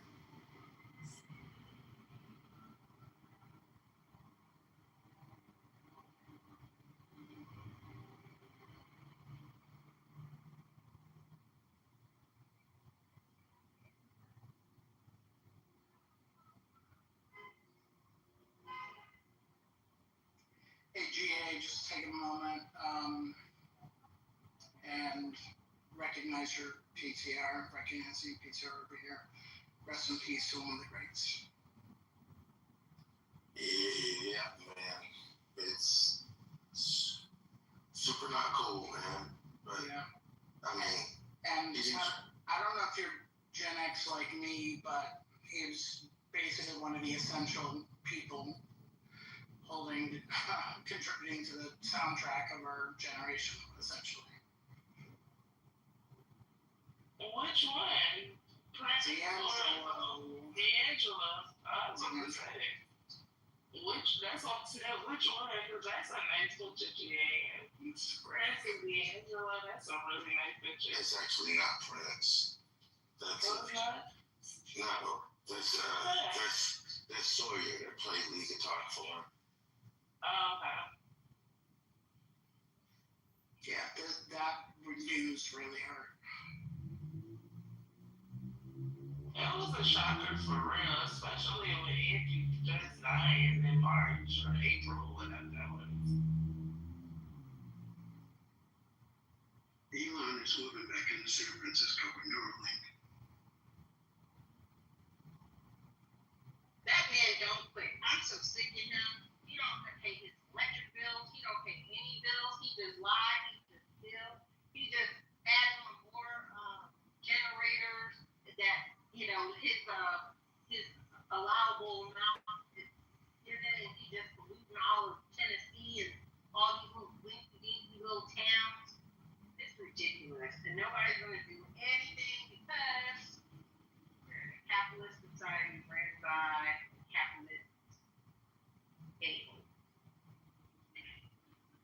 just want to say that I felt bad for parents with preteen children because this K-pop demon slayer shit is just out of control. I can't take it no more. K-pop demon slayer. What's that? Yeah. Sing it, it's like a trend. It's like these motherfuckers want everywhere I go. I hear this song. I don't even know the song all day. Don't introduce me to it, please. It was so crazy when it first came up. When they had a movie screen that my cousin took her daughter to. I said that I had happened to just watch it when it first came out. And I was like, oh, this is cute. The kids are gonna love this. And it took all of like 2 days and they were addicted to it. I don't even understand how someone can listen to one song or one movie, watch one movie 25 times a day. I don't understand that shit. Well, apparently Asian loves it. It's a really good, cute cartoon. It's really cute. But still, like, damn. When do the kids just... The obsession is ridiculous. If you want some good anime recommendations, okay, there's some really good ones. There's actually one called Demon Slayer, not K-pop, just Demon Slayer. Really fucking good. Also about demons. Great character development. Movie just came out. Which one? I mean, I'm saying, which one is it? Where are you seeing that platform? Netflix. Oh, it's on Netflix? Okay. Yeah, Netflix is great. There's like 4 seasons there. Excellent character development. It's a real touching story. There's a movie that came out that's currently grossing higher than like fucking almost anything. But you gotta watch everything before you watch the movie because you won't understand a damn thing. You watch the movie first. But yeah, actually great fucking movie. You like Jimmy? Are you? No, that's Your Honor. They said they had to wait for the whole series to be done before you start. What? Gen V on I haven't seen that season, but yeah. So did y'all hear or read what LeBron James said about being alone? No, we did that. Let me know what y'all think about this. So LeBron opens up about not wanting to be alone and fighting for his marriage. The quote goes, "I don't want to be alone, that's for damn sure. If I got to fight, crawl, scratch, bite, whatever to keep mine, I gotta keep it. I'm an only child, single parent household. Next time I'm alone, it will be underneath." I mean, that makes sense. I don't know. But like, do you think that sounds like codependency? Like you want to be with somebody to be with somebody? Yeah. Or you want to be with somebody because you don't want to be alone? Yeah, it is codependency. But I also recognize. Yeah, so what? You gotta act right. Okay. That sounds like 75% of America. I'm confused. Don't be confused. Like, I don't know if it's even if it is 75% of America, why would you be confused? It's worth the conversation. No, I'm not confused at the conversation. I'm saying that he's a normal human being. Most of Americans are codependent and they don't want to be alone. You hear it on here on this app all the time. I was just remarking to it since like it's shocking. I don't think it is. I think it's kind of normal. Like they say that people are supposed to be with people in some capacity or another. He wants to be with his wife. In that way, I think that it's beautiful. Actually, you don't see too much of that. You don't hear too much of that nowadays, for sure. So I think that's a good take on it. I don't know about that. Well, I think that doesn't be violent with it or anything. Well, yeah. But there is something to be said to be able to spend some time alone. Now, if you don't want to be alone the rest of your life, is anybody on the stage of the thought that you can't go to like restaurants by yourself or go to movies by yourself or anything like that? no, Actually, I'm not. I prefer to go to the movies by myself. yeah, no, I hate going to the movies by myself. I hate it. Why? Because to me it's like a bit of a social event. Like you share it with somebody. So yeah, that's the one I don't mind. I eat by myself all the time. But yeah, the movie theater thing, I think like you share that with someone. Disagree heavily, because you know what? The worst thing, it's like everybody else that I go to the movies with, they always want to say something during the movie. And that shit pisses me off. I literally walked away from the person that I was at the movies with and said someone else because they talk too damn much. So I would probably rather go to the movie. I'd rather go to the movie by myself. Yeah, don't go. I didn't want to watch it. Like you said, I think when you said CEO that should be shared with someone. I think it could be. I think it's nice too, but I don't think it's mandatory. I'm going to the movie because I want to see the movie. Like it really has nothing to do with it, somebody else's company or anything like that. Some movies too. Is international travel alone, because I travel a lot. Usually I have a group or I have like one other person. I've traveled alone before and I don't know. I still prevent myself from going on a trip because I'm not going with someone. And So you prefer to travel with people if you're going internationally? yes.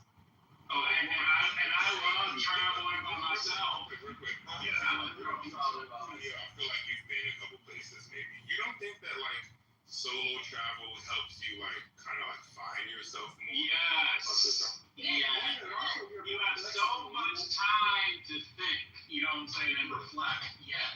But you're also more flexible, right? You can go different places without having to struggle with it. And then like now we have to worry about, well, you want to do this one thing, I want to do another thing. You want to eat this place, I want to eat a place. And I want to do what I want to do, you know? Like now we got to compromise and this and that, you know, so I don't know. Each time I've gone on international trips by myself, I don't know. I started thinking after the first few days, I started thinking about, oh gosh, I wish XYZ was here with me. You know, like just be there. I don't know. It's not the time to be traveling by yourself. It depends on the location. The location. I sense of taking your ass and now nobody knows you're gone because you want to go by yourself. This shit's stupid. They take it, No, that's some back in the day shit, traveling by yourself. You can't do that no more. Yeah, you can. Everybody. I just said, I snatches you up and nobody knows that they took you. I'll be So sliding. I travel all over the world by myself all the time and for extended periods of time. Have you traveled in 2025? When we had Trump as president? Yeah, I went right to Virginia. Shit, right up there. And then Yes, I went to New York. Not New York. No, I'm talking about international. I know that's I'm confused. How is it gonna snatch you up outside of the United States? How does that go? So I'm gonna be honest with you. I didn't travel. I didn't travel for the summer. Okay. I didn't travel the beginning of 2025 because I don't trust these motherfuckers. What? So I just travel right now, and I'm gonna be honest with you. I was fucking nervous. You went now? But I was like, yo, at the end of the day, I'm not gonna be in fear not to travel. When you went now? So I went to DR. So now, and this is the first time my husband traveled with a U.S. passport. So now, what was the fear? Like, what was it? Them fucking stopping you and keeping your ass? Oh, okay. Oh, we living in the same country where they snatching people up at? Because I'm talking and everybody else is talking, so I'm having a hard time hearing. So I missed a part of what you said. So prior to 2025, every time we traveled, customs will always take my husband. This was prior to 2025, right? So that's why I didn't want to travel, because I was like, but now he's a U.S. citizen, so customs didn't stop him this time. But every time, since he arrived here in '89, customs has stopped him. Not leaving, they let you leave. Leaving is fine, bye. When you coming back in is when they stop you. I flew back a couple of weeks ago, and there's an Indian family that came back, and they overstayed in India. They send them motherfuckers back. They're like, no, you spent a year, you only spend 6 months out of the country, you gotta go back to India. They send them back. Damn. Two older people. Wait a minute, they were U.S. citizens? No, they were green card holders. They actually arrived with me on the Qatari flight, and they apparently are well-off people because they were in business class too, and they got sent back. So my mom went to Dubai. I think I posted it in the room one day. She won't go to the Philippines, right? She went to Dubai, and she went to Dubai this year. Yeah, it was a couple weeks ago. She just came back. And when she came to Dubai, she said, like, I'm not going to the Philippines. I don't trust that shit. You know, the U.S., they love damn rich ass freaking Middle Easterns. So she went to Dubai, and when she came back, they gave her a hard time too. She was like, yeah, I'm not leaving the country no more. And that's as a green card holder, so like. Yeah, you gotta get that shit. You gotta be careful. Yeah. Now, it's because when people talk about Trump's going after illegals and whatnot, they're literally going after green card holders. You know how many green card holders that overstayed and they decide, or green card holders that had a minor criminal infraction and they said, no. They're actually reviewing green card holders in the middle of the world. Are you talking about that? These guys in the middle of the road, and I'm like, no, I gotta there are two lanes there. I get that travel alone thing for people who have status concerns and stuff, but for people who don't have those concerns, what's the issue? I just don't trust them. That's it. Citizen or not, I don't trust it. You know, so Dr. EG, they are having these issues. So I even had a soldier that had an issue, and he's working out of FEMA. So he's in a position that he was nominated to work in that position. He went to Colombia with two of his other American. He's from Colombia originally, but two of his American friends, and they harassed the shit out of him. And if it wasn't for his other two friends, they wouldn't have made it as easy. And they're military, and he carries a military ID. So it's like, really, the harassment is a lot for people that are foreigners that are trying to do their shit the way they're supposed to do it. Right, that's what I'm saying. Like, I get it for those people. I'm talking about like American-born, American citizens, like people who don't have any nationality or status issues. That's because it doesn't make sense, but given our conditions, it's to be expected. But so, how many guys have used that our passport that we're on some status in the world? We were at number 10 a couple of years ago. Right now we're at number 12. 10 years ago we were the number 1 passport in the world. So, yep. That means they don't want to fuck with us. I'm surprised it took that long to waste. When I travel for work, they travel. I remember when I traveled before, I never had to get visas, and now I have to get visas even to go to some African countries. So who's you know what? And Emma's right. So even coming in and out of some of these Middle Eastern countries, you know how you have to have your passport, you gotta get visa, whatever. So like for going from Kuwait to Qatar, even though you have military ID, a lot of times like they tell you make sure you have your visa on you. Let me tell you something. They don't be checking us when we're military. They pretty much take that military ID. Am I right, ML?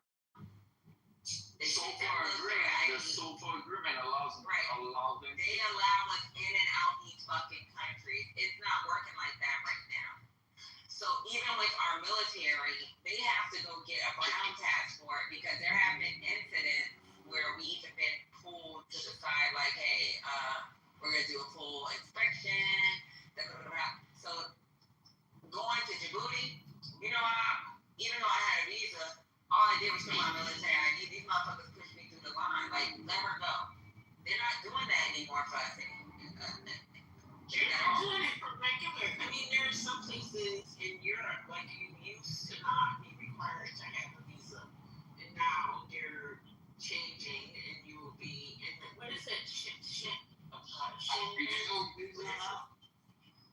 some of them are going to require visas.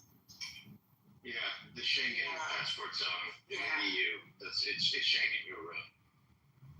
Adopt the AGP Europe. I thought we just had to get digital visas. You go online, you put in your information, and boom. Right. So you never used to. You just I know. And even in Europe, like when I was there, just to travel like between countries, but they're making it really difficult now for Americans. And some of it has to do with Americans too. Like all that migration that they're doing, they're making it harder and they're really enforcing their visa laws too.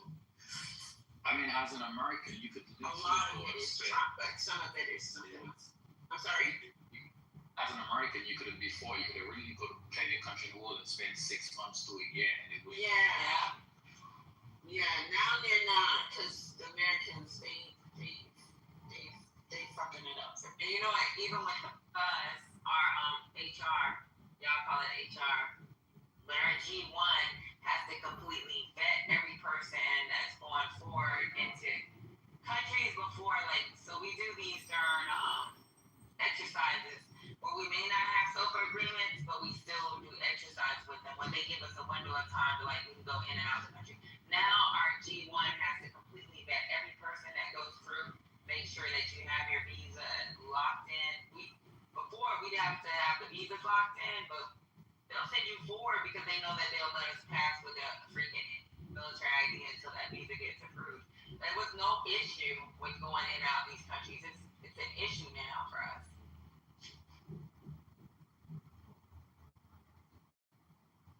This has just been recent because I left Hawaii in September and we did Pacific Pathways that summer.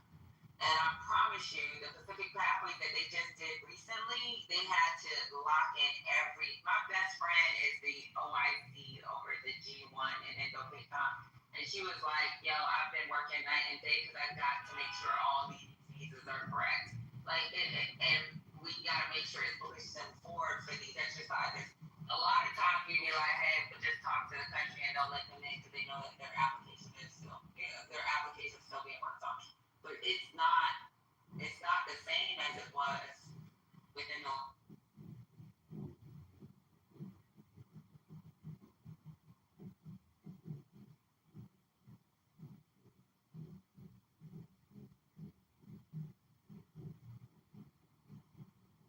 The moral of the story is, if you're not afraid to travel by yourself, then travel by yourself.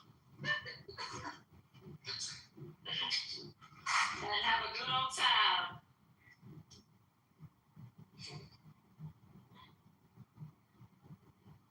My sister's going off. And I get what you're saying, Doc. I already wanted to have the paperwork, right? But if you hear these stories, well, that they may see as also legal because they're permanent residents.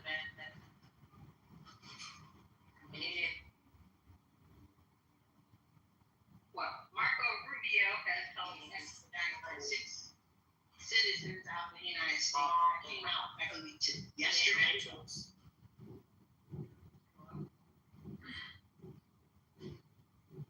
Whoever was speaking, we heard you, but Patty was in the Matrix. Oh, okay. Yeah. So yesterday, sir, people, Marco Rubio, there was Germany, Paraguay, some other countries that were not, what shocked me was Germany. But they had said something on their social media. They said something on their social media about evil Captain Kirk, and they booted them. So they said they don't get to have the freedoms that they have when they visit or stay here and talk about citizens. So they kicked them to the curb. And they were from 6 different countries. I was just shocked about the Germany one. The other ones I was like, oh, those are pretty people of color there. So since when a visiting person don't have the same freedoms as an American? So like I didn't the freedom of speech only is for American citizens. That's crazy. According to this administration, their interpretation is no. They're gonna fuck up our insurance industry. That's what's gonna happen. They already. It is. We're on a record to lose $80-something billion in tourism activity. Florida is literally on the cusp of an economic slowdown because the Canadians and the South and Central Americans are no longer coming. So yeah, it's happening. They started that about Vegas too with the Canadians. They said a lot of Canadians. I didn't know a lot of Canadians went visiting. Oh yeah, they were on Vegas too. That's true.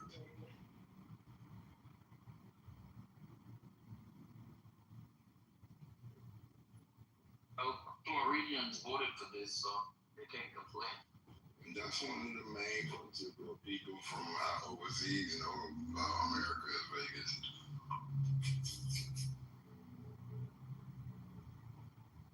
So they just gonna suck. They know New York City too, but they gonna suck it up in Vegas. Yeah, New York, LA, Vegas,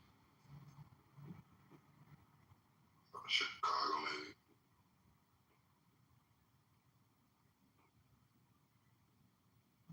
Only people from Ireland and fucking Scotland go to Chicago.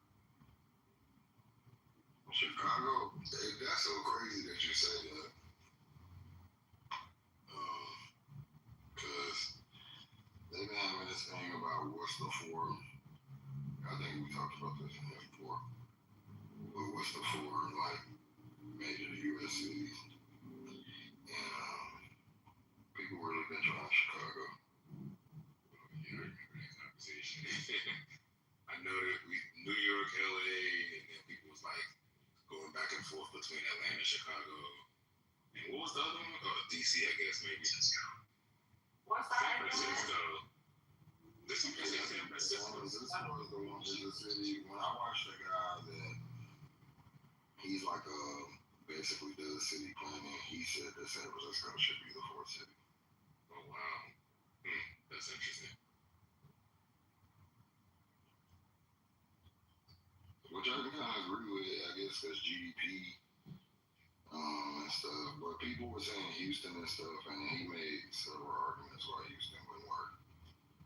Yeah, I mean, I don't even know why somebody would say Houston. I mean, yeah, it's a big city land-wise. It's not right. They don't. No, that's a lot. They don't offer much more. I mean, it's a big place land-wise. That's it. Yeah, I don't really understand the importance of Houston like that. Man, all our gas come from Houston. All our petrol gas. That's where the majority of the refineries in America are. That's the importance of Houston. That's one argument. Okay. And energy, I guess. Places for the They have a big Nigerian food scene. barbecue. That's why. I think it's Memphis, Kansas City, the Carolinas. When we talk about barbecue, and I used to live in Texas too.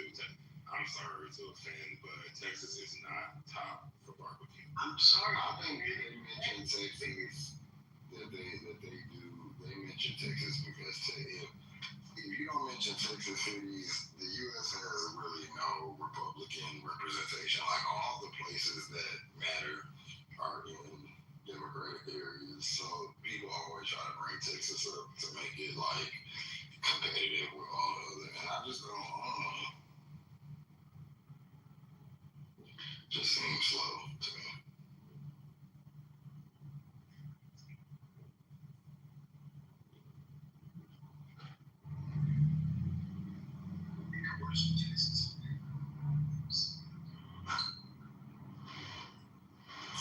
So, any ladies in here trying to have sex? I have some tonight, hopefully, after our watch with this wine. That's the plan. I love that for you.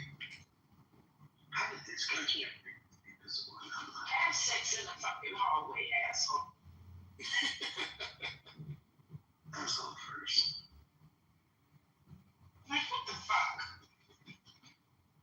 No pun intended. People crazy.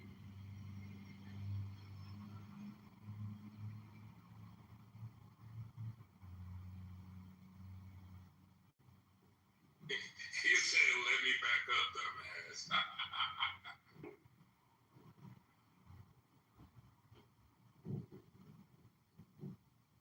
Because it sounds super small, Pecker.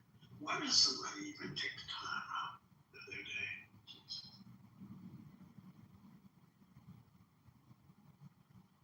Oh, he got to put a note in the chat because I pushed the wrong button. My bad. I can't do it in the drive. You meant to kick him out. Yeah, I meant to, fucker. Unlike some people, I don't find that kind of stuff entertaining. It's way past people entertaining at all. The Texas people are mad. It is not king. I'm sorry. Like, I apologize. I really do love Texas. I went to school there, but I'm just telling you, like, you got Memphis, you got North Carolina, South Carolina, you got Kansas City. But are they mad about their barbecue? Because, yeah, they're saying they're mad because I said Texas barbecue is made. I like their brisket, but, like, and their barbecue, like, yeah, So would you say any of them, as long as it's beef, it's good after Texas, but if it's pork, it's nasty? I don't know. I don't think I differentiate. I just think overall, I think if you do good barbecue, you do good barbecue. I put Memphis probably at the top, whether it's beef or pork. I just don't think. I mean, I don't like Mexa Texas or whatever Tex-Mex. I don't know. I just don't. I don't think that their food is great. I'll just say that.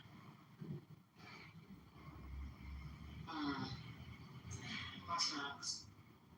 Hey, hey. Think they're Mexican. Hey. What's that? Might be a real white language. They trying to do too many things. Hey, no car. And they try to be too many things. They don't know what they want to be. Hey, son, I just said your name. Okay, I'm not.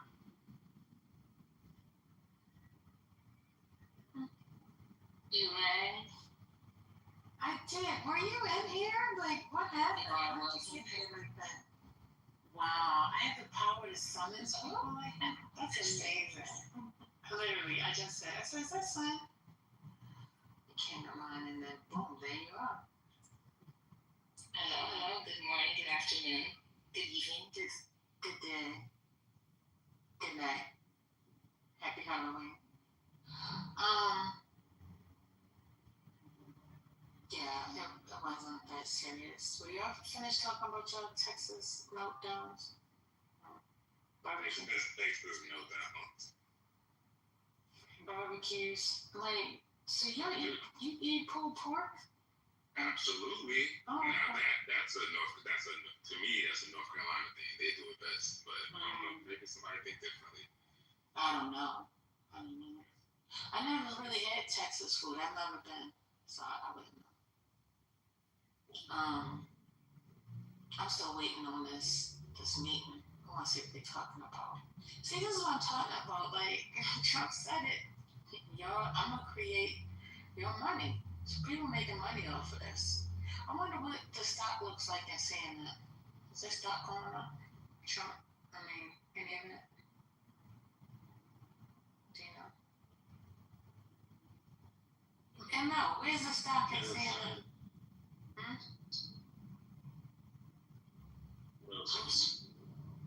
Go ahead, Doug. I was just saying I saw a report from Goldman Sachs studies showing to have early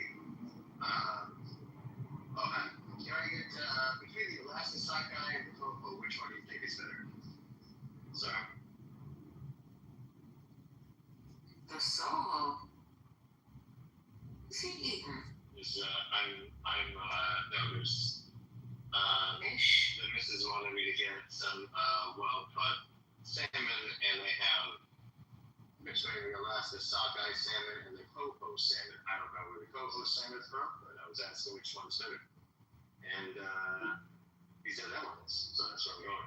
Oh, could you keep going, please, as well? Thanks so much. Why does it sound like you're in a drive-thru?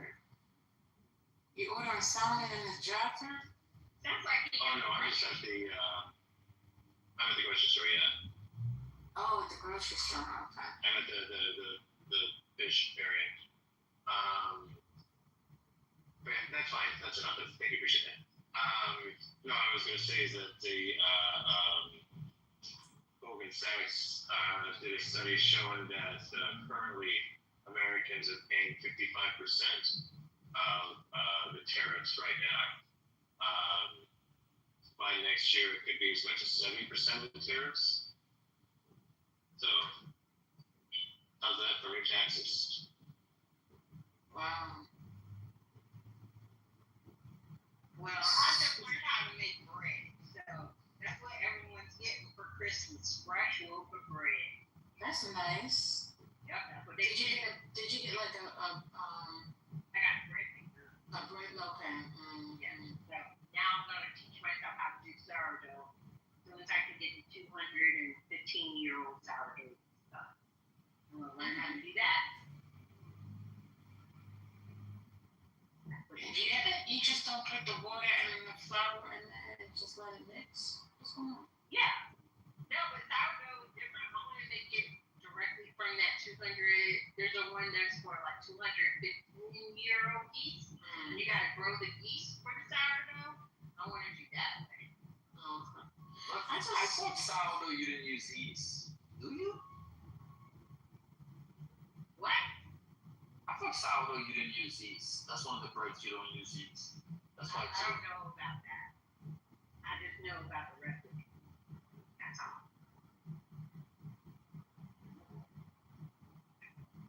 I just don't understand why y'all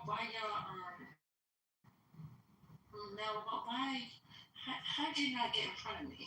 Why am I in front? Well, me and Patty fell.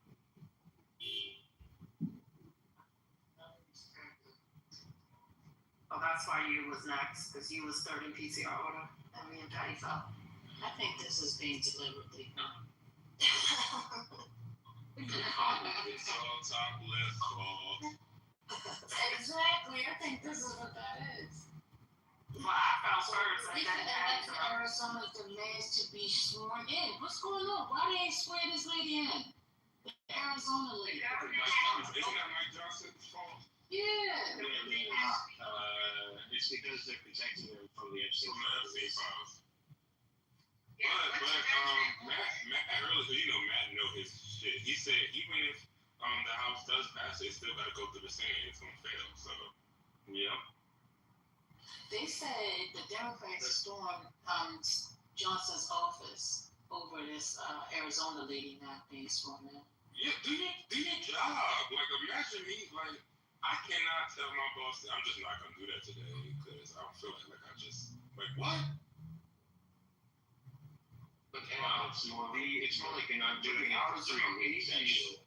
Yeah. But the Arizona AG is actually suing to force him to sign her in. So let's see how that case goes. This is the pettiness of our government, of our people. Like I don't understand. Can he sign her in while they're out? No, they can call. He has to gavel. Does he have to gavel to sign her in? To swear her in? The regular session. Yes, that's why he's really not doing it. But yeah, they're not having sessions. And he said, right, that's like. He said they're not going to vote on anything. Like, let's say we wanted to vote on should we charge 5 cents for plastic bags. They're not going to vote on anything until the shutdown is over. Right, which but that's is also not, which is why he's not gaveling her. Why he's not swearing her? Because once he gavels, then the other people can bring shit. Like they can move shit, and he would be forced to publicly shut it down. That's why he's not doing it too. Because once he opens it up, them people gon'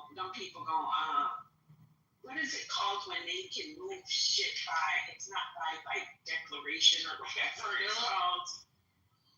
So they gonna ambush him, and that's why he's keeping it. That's why he's not doing it. Because I thought at first there was a way that he could swear her in, outside, like take her to the Supreme Court or whatever, and just swear her in. But if he has to gavel, that's a wrap. Well, doctor, to be honest with you, I would rather we tell that story than talking about these daggone Epstein files. Child, this gonna be the death of us. Leave them files alone. But that's the hold up too, though, because once he gavels in, then all those people that want to move that, they want to push that motion, they can do it. Yeah. Why should we leave the files alone? Child, because She doesn't want to expose Bill Gates, that's why. I don't give a damn about Bill Gates. He ain't put that down in my pocket. I'm just saying. I don't.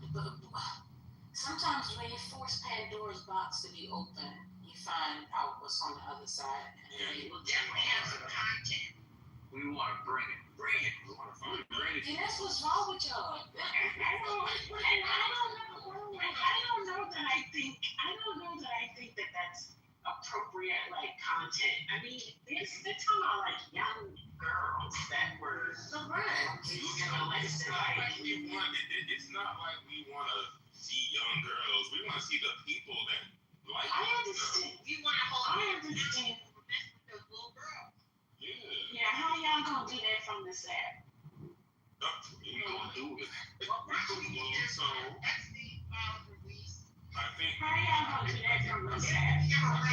Stop. Don't be. Stop being like that. Look, the plan. Stop being like what?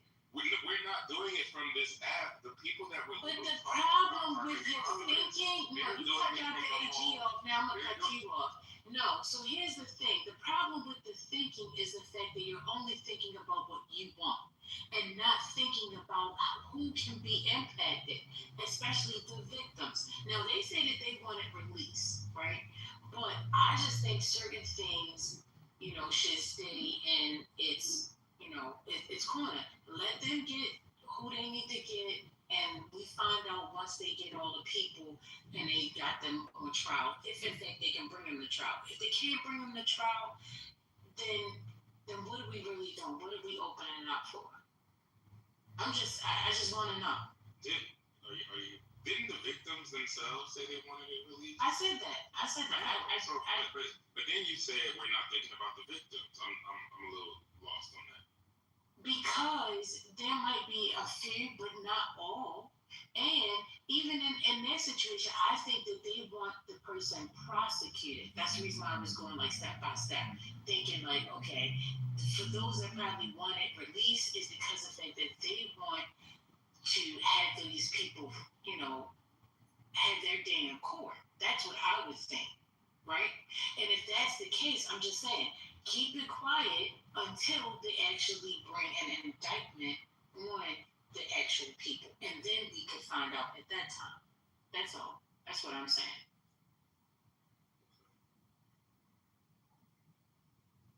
But, I just feel like it's just going to be more trouble than anything. Because people are looking for Trump. Do you think they're really going to let Trump information come out like that? No. And they've already said it. If they're going to release stuff, they're going to release the Democrats' information. Yeah, but that's true. That's why I suspect there aren't that many. That's why I suspect there aren't that many Democrats, because they worked real hard to suppress this information, and there have been zero leaks of potential names or any of that. So I'm dubious on what the impact will be for Democrats. Not to say that there won't be some, but I'm dubious on that.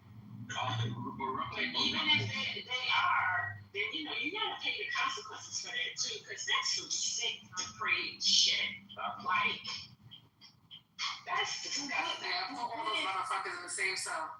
What if Clinton got on a plane and didn't know what he was getting himself into? But this is the thing. The thing about the plane is different. That's a different thing, because there were many people who rode on the plane.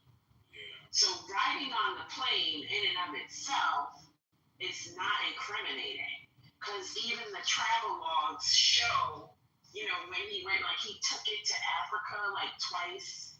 So the riding on the plane thing isn't what they're hiding, because they released most of that stuff. What they're hiding are the calendar things and the specific whatever notes that Epstein took or whatever that indicate people, the money transactions. They hide that part too.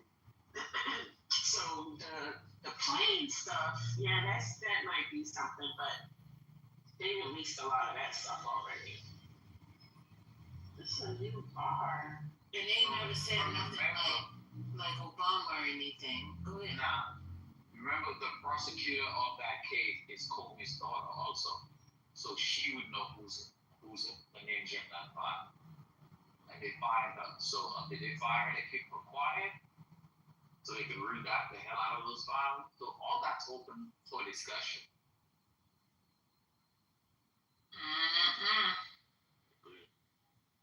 That's some dangerous stuff. People have.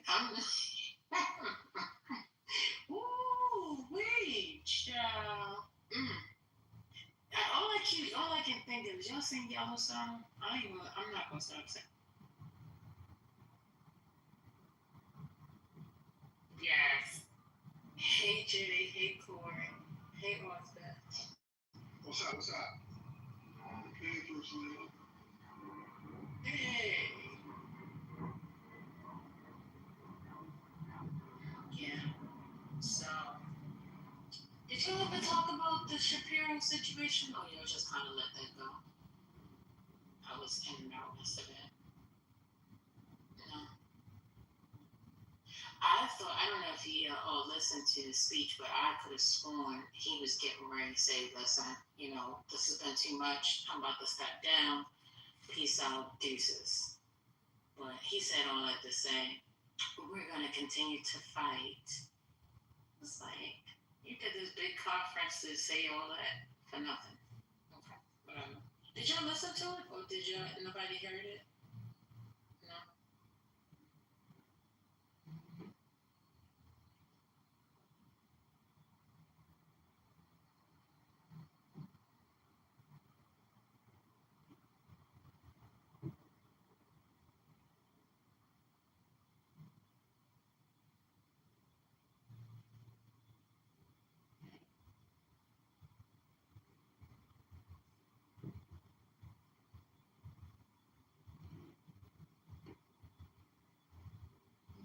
First lady, my wife is making me buy either a Land Cruiser or a minivan. Well, that's nice. So you're looking to spend a couple $100,000. That's nice. Yeah. She said if I wanted more kids, I need to get a car that could take more kids. Sounds like a minivan. I like that. Get a Land Cruiser. So you just road to. Well, nobody answered, so I guess, they didn't want to talk about it. Nobody wanted to talk about it. Is it crazy to want 6 kids? No, I know. This is not Planned Parenthood. What's going on? Oh, well, 6 kids is a little bit of kids. Because what I see out here is like 9, 12, 14. So you need to go back in the bedroom and continue sleeping. Thank you. Yes, we need more children. Pregnant with our third one right now. Get to work. Because she's pregnant with our third one right now. Oh, well, get to work. You only on number 3, sir. Seriously? When it's clear once you pop one out.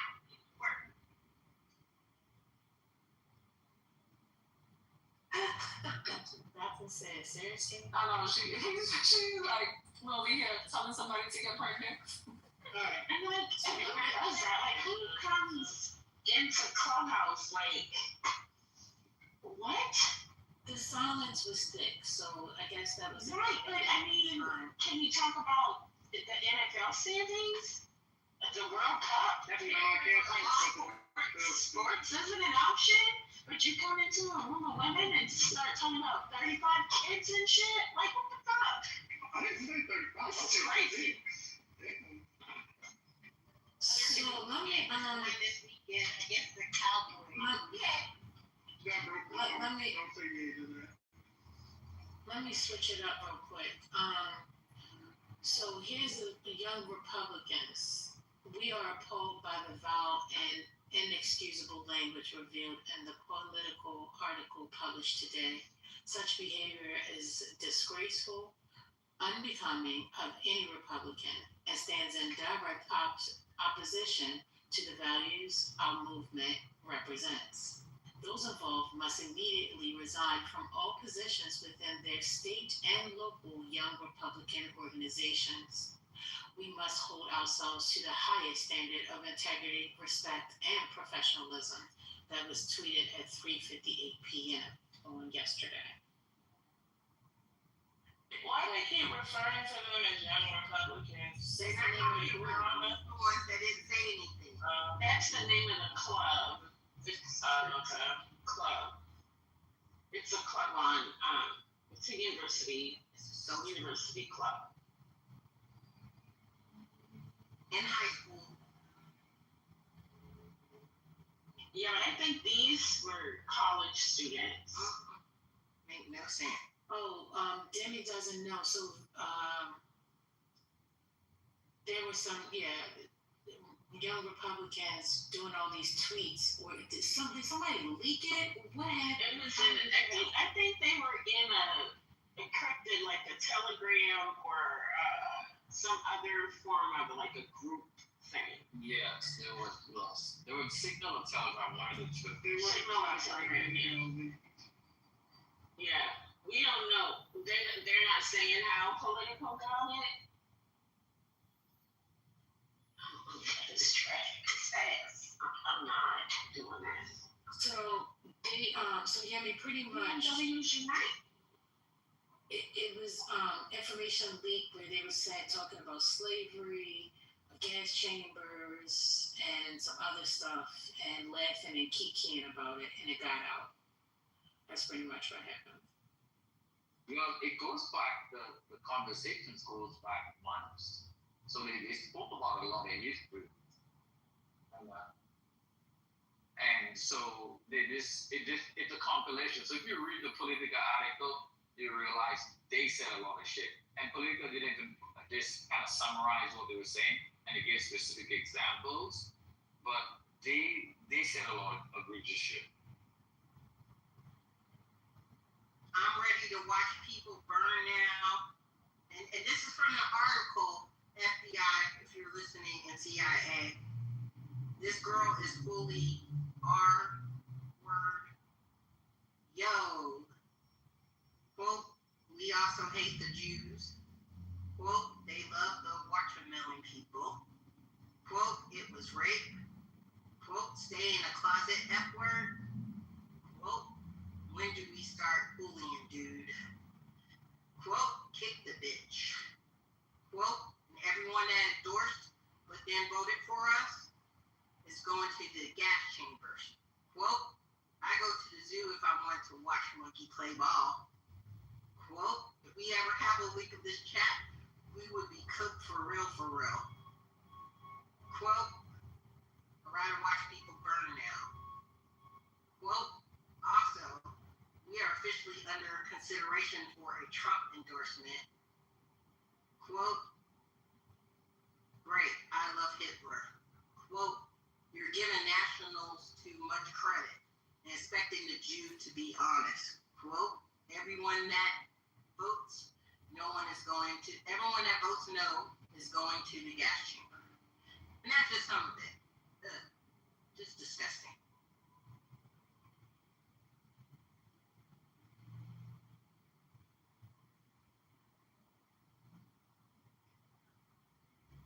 they get it from their parents as well. Most of them anyway.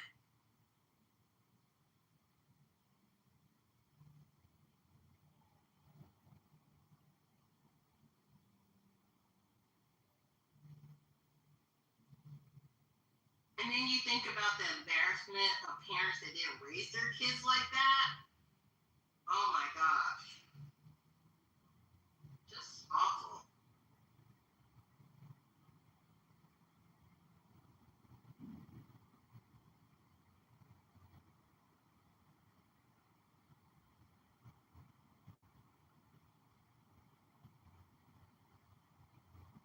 Are we surprised? Salvation, man. What y'all want to get talking about, man? Hold up. Are we clutching our pearls right now? Everybody quiet in this bitch. We I not mean, I'm quiet. not surprised. I'm a Haitian in America. Are we talking this You shit? don't stop. You don't stop interrupting when you hear people talking. Sit your ass down so you know how to follow the call. Fuck. That's why I'm bringing him up. Nah, Sean. What was you about to say? I'm not surprised. I'm just surprised that it came out. I'm surprised that it came out, but this is the thing. Like, I don't condone any of the racist, ridiculous bullshit they said that they know they would never say in person because they would get melted immediately. However, I don't understand how there's not the equivalent, not on the racial side, but at the young movement on the Democratic side. I don't see groups coming together to collectively pool their resources and try to promote their party. Right? I don't see that young influx, and I think we need that. We need to promote that, and that's why Charlie was important in it. Like, that literally was his relevance. He was injecting young blood into the Republican Party and recruiting actively on college campuses via debates. Right? We really need to take that protocol and implement it to the fullest because it's clearly grabbing their attention. We know they're active on social media. Let's activate the young Democrats and get them moving in the same manner. But we don't really get a lot of support, though. That's kind of the issue with a lot of the young Democrat sectors. We got either shut down or disbanded because of disagreements with the main branch or the main party within their state or just the DNC as a whole. But I know back when I was part of the Young Democrats of Georgia, it was a consistent argument between the regular base in Georgia and us in regards to how we want to operate. And since and that happens with a lot of young Democratic chapters, so a lot of it is kind of dissociated and dismantled. But they got to get over that. Democrats can't get along. They cannot get along. They like to argue. They like to argue and have debate amongst themselves too much. They value the sophistry. Everybody's got to be clever. Everybody's got to have their point privileged. Everybody wants their idea to be the idea. And you can't get nowhere like that. I think the issue is not so much that streets raggedy as fuck. I think the issue is that I thought you got in an accident. Jesus. We have hold on, let me let this ambulance. Was your ambulance or her accident? Like, what's going on? Yeah, I think the issue is that as Jay was saying, what's up, bro? That the split between in the Democratic Party exists because the party has taken this position of moderating for the sake of reaching forward in this elusive middle, the moderates, right? And have watered down their stances on things that should be pretty clear in this attempt to rule and maintain the blue dog Democrats or the moderate Democrat. And that's where you get this ideological fight between younger, more progressive, more leftist people with political views than the party establishment, who may share a majority of those views, but are invested in this fool's project of, holding on to the, the Reagan Republican turn or the Reagan Democrat, and whatever the fuck. So what's been watered down For instance, making a very clear stance as a party as it relates to the genocide in Gaza. But how is that watered down though? I'm trying to get that part. Because the watered down suggests that there was a position and now there's a lesser position. So that's what I'm trying to. The watering down is the language that we've employed as a party, or that leaders in the party have employed, not to alienate Jewish Democrats. That's the watering down. So I'm gonna ask. Okay. Joe Biden, Kamala Harris, Jamie, what's his last name? My brain doesn't work all the way. Raskin. No, Jamie Harrison, when he was the party chair, could have made a very plain statement declaring the party's positions on whether or not it was genocide and what the party wanted to see in that regard. Right? This whole back and forth around whether they were going to have somebody speak at the convention is a demonstration of that divide where all of us, by and large, agree, yeah, this looks like genocide to us. Right, I'm trying to get a political statement as a party that demonstrates that makes that clear. But I'm trying to get how that's different. But I'm trying to get how that is different, or if that's like some slide back or dilution or watering down from a past Democratic position on Israel. That's the part I'm trying to get. That's not what I'm